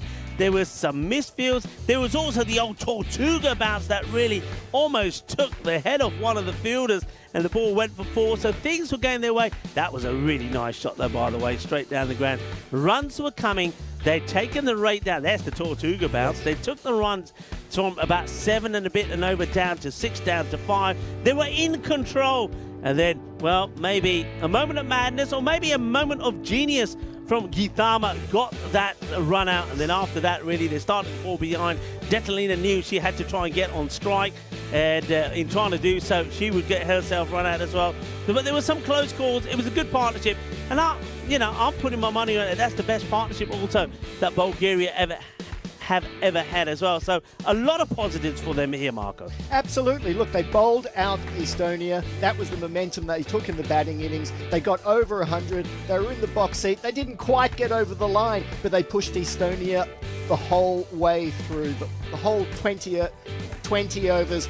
And in the end, they can look back and say, we missed out here, we could have done better here, and then we would have got over the line. Yeah, and the other thing you just mentioned there, which we haven't highlighted either, you just mentioned it, 20 overs. For the first time in the 10 matches that they have played, they also go past they also bat 20 overs. So well done to them for that as well. It's all steps in the right direction. So well done to Bulgaria. I mean, and also, they've still got 7 T10 matches. There was that run out. Look at the bat there. So whether or not she was in or not or before the stumps came down, she kept the bat. It didn't go past the line. But again, it's learning. She'll learn from that. And I bet you any money that Vili Nikolava will never allow that to happen to her again. Exactly. That is exactly how you learn. You play the game and then you learn from your mistakes. Unfortunately, that's the way it works. Yeah, but look, one thing we've got to say, because me and you, by the way, we're coming close to the end of our day here, and we're certainly going to go back and keep an eye on what happens there in Sweden on finals day, and beautiful sunshine here as well. But look, one thing that we've seen here today is, I think today actually is the icing on the top of what started to be a fantastic day yesterday. We saw some very good cricket, a lot of energy, a lot of passion, a lot of desire, a lot of joy. And what's better than seeing a sport being played, but seeing it played with every player, whether you're on the winning side or the losing side, playing with a smile on their face and absolutely loving and enjoying the fact that they're out there. We saw that yesterday. We saw that here again today. And I think the two teams, after yesterday being 2 one-sided matches, which Estonia went on to win, we saw a close match between the two teams. And once again, as we kept on saying yesterday, we're going to see these teams get better and better and better. And Bulgaria, they almost got to their first T20 international win. But it's ECIs that will start tomorrow. It's going to be the T10 format. And I think Bulgaria will take a lot of heart from their performance here today. Oh, absolutely. And so they should. And as you said, it is that joy that's been palpable from the first ball throughout. And I'm sure if we look over to the dugouts, that although they've lost a tight game, they're celebrating. They're celebrating their bowling the opposition out. They're celebrating the successes of the batsmen and realizing that they had all these landmark achievements today. Yeah, I think the other thing that we're seeing there when we look over there is it's not just the teams within themselves that are celebrating. They're celebrating together. They're celebrating in harmony, because basically this is the one beauty I think about women's cricket and the women's game, is the way that the two sets of players do join together, the way they learn from each other, the way they comfort each other, and the way they help each other grow is absolutely wonderful. I love that. I love the unity between all the teams that we see on the European Cricket Network, particularly the women's team. And I can see now already that they're coming together. They've congratulated each other. They're now mingling with each other. They're talking about the performances of each other. It's just so wonderful to see. So a big shout out to both sets of players, their management and their coaching staff. We've seen 3 very entertaining T20 international matches. Of course, well done to Estonia, because they started, of course, this tournament without a win to their name in the 10 matches that they've played, and now they've won 3. So they're on a bit of a roll here, and they'll be looking to keep that going. And you know what? The way that they're playing, the way that they're learning, I know that Anu coming into the side as the coach, she'll be absolutely delighted, in charge of Estonia, and they win the first 3 matches under her. And of course, Anu, she's captain Germany. She knows the game. She's a great player herself. Good to see her in the coaching role, and she's going to add a lot of value to Estonia and getting them and stronger and building them up to playing maybe stronger opposition. And I think Bulgaria, look, they will learn a lot from these sort of matches. I'm expecting to see them already to apply some of those principles from the matches they've seen here today. We saw that even today in some of the field positionings they did. They'll get better. The bowlers will start to eliminate some of the wides and no balls they bowl. So I think we're going to see a very interesting weekend of T10 action between the two teams. So tomorrow, let's have a look at what's coming up tomorrow first. We've got 4 matches coming up here, and there you go. So playing the T10 format, and 4 will be played tomorrow, and then on day 2 on the Sunday there'll be 3. So look forward to that. It's a slightly different concept. It's T10. I know that you're looking forward to the different format. Yeah, I'm looking forward to seeing them go out there for 10 overs, see what they can do, and see how they can progress from what they've learnt in these 2 days, and translate that into the shorter format tomorrow and on the Sunday. Right, so it's time for us to just say our goodbyes, really. We'll say our goodbyes, but remember, you can go straight over to Sweden now, when I know that it's the qualifier that's being played there, qualifier number 1. And the 2 teams from Ariana going head-to-head. And you can see that Ariana CC, they're 119 for 7 into the last over. So Ariana Kif, probably the favourites there to put their place in the final. But don't forget, Ariana CC, if they do go down, they will get another chance in qualifier number 2, where they'll take on Malmo. So that's it from us. It's just, once again, I want to say a big thank you to everybody here at the ground, particularly to the ground staff. I know Sam, the groundsman, he's been absolutely fantastic. I want to say again, Sam, you've got this ground looking absolutely brilliant. It was great last year when I came here, but I don't know what you've been doing the last 12 months or so, but it looks absolute treat. I just love the way that you got the lines there on the grass. It just looks so good. It looks so professional. It just looks magnificent, especially with the trees in the background there, and especially with the sun is shining as well. So well done to the ground staff. I want to say a big thank you to the Federation here of Estonia. I know that Medaguch is here at the ground. She's just been absolutely fantastic and wonderful, so helpful.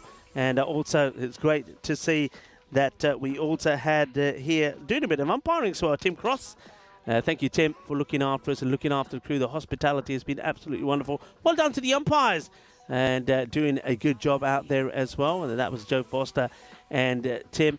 And I want to say a very big thank you to, of course, our production partners, 2 Circles. Without them, people, wherever you are around the world, you just wouldn't be able to see some of the entertainment that we bring you.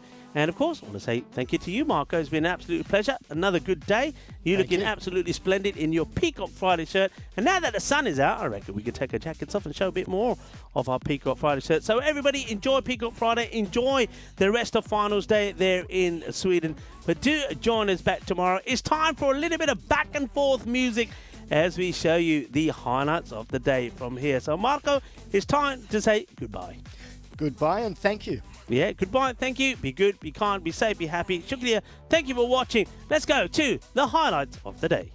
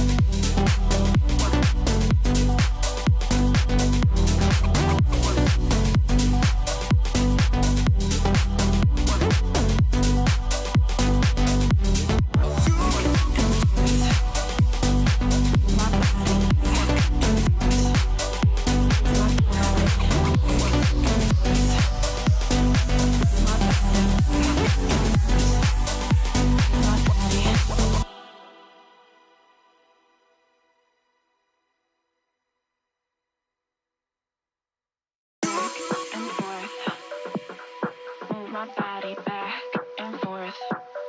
Move my body back and forth. Move my body back and forth. Move my body back and forth.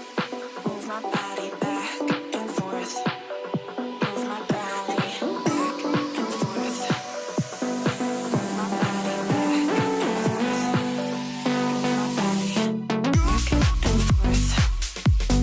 Move my body back and forth. Move my body back and forth. Move my body back and forth. Move my body back and forth. Move my body back and forth. Move my body back and forth.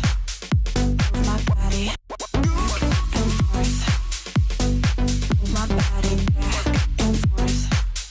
Move my body back and forth. Move my body. Move my body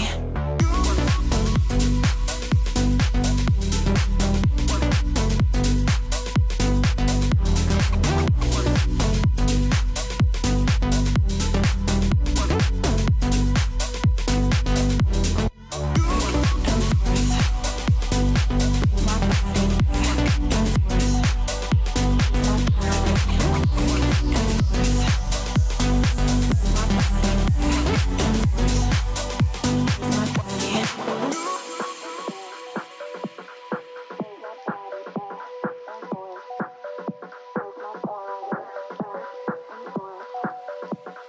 Move my body back and forth. Move my body back and forth. Move my body back and forth. Move my body back and forth. Move my body back and forth.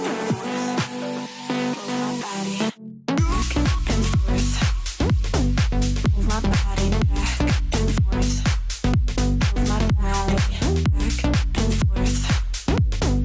Move my body back and forth. Move my body back and forth.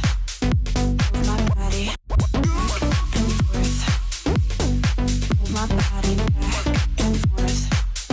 Move my body back and forth. Move my body back and forth. Move my body.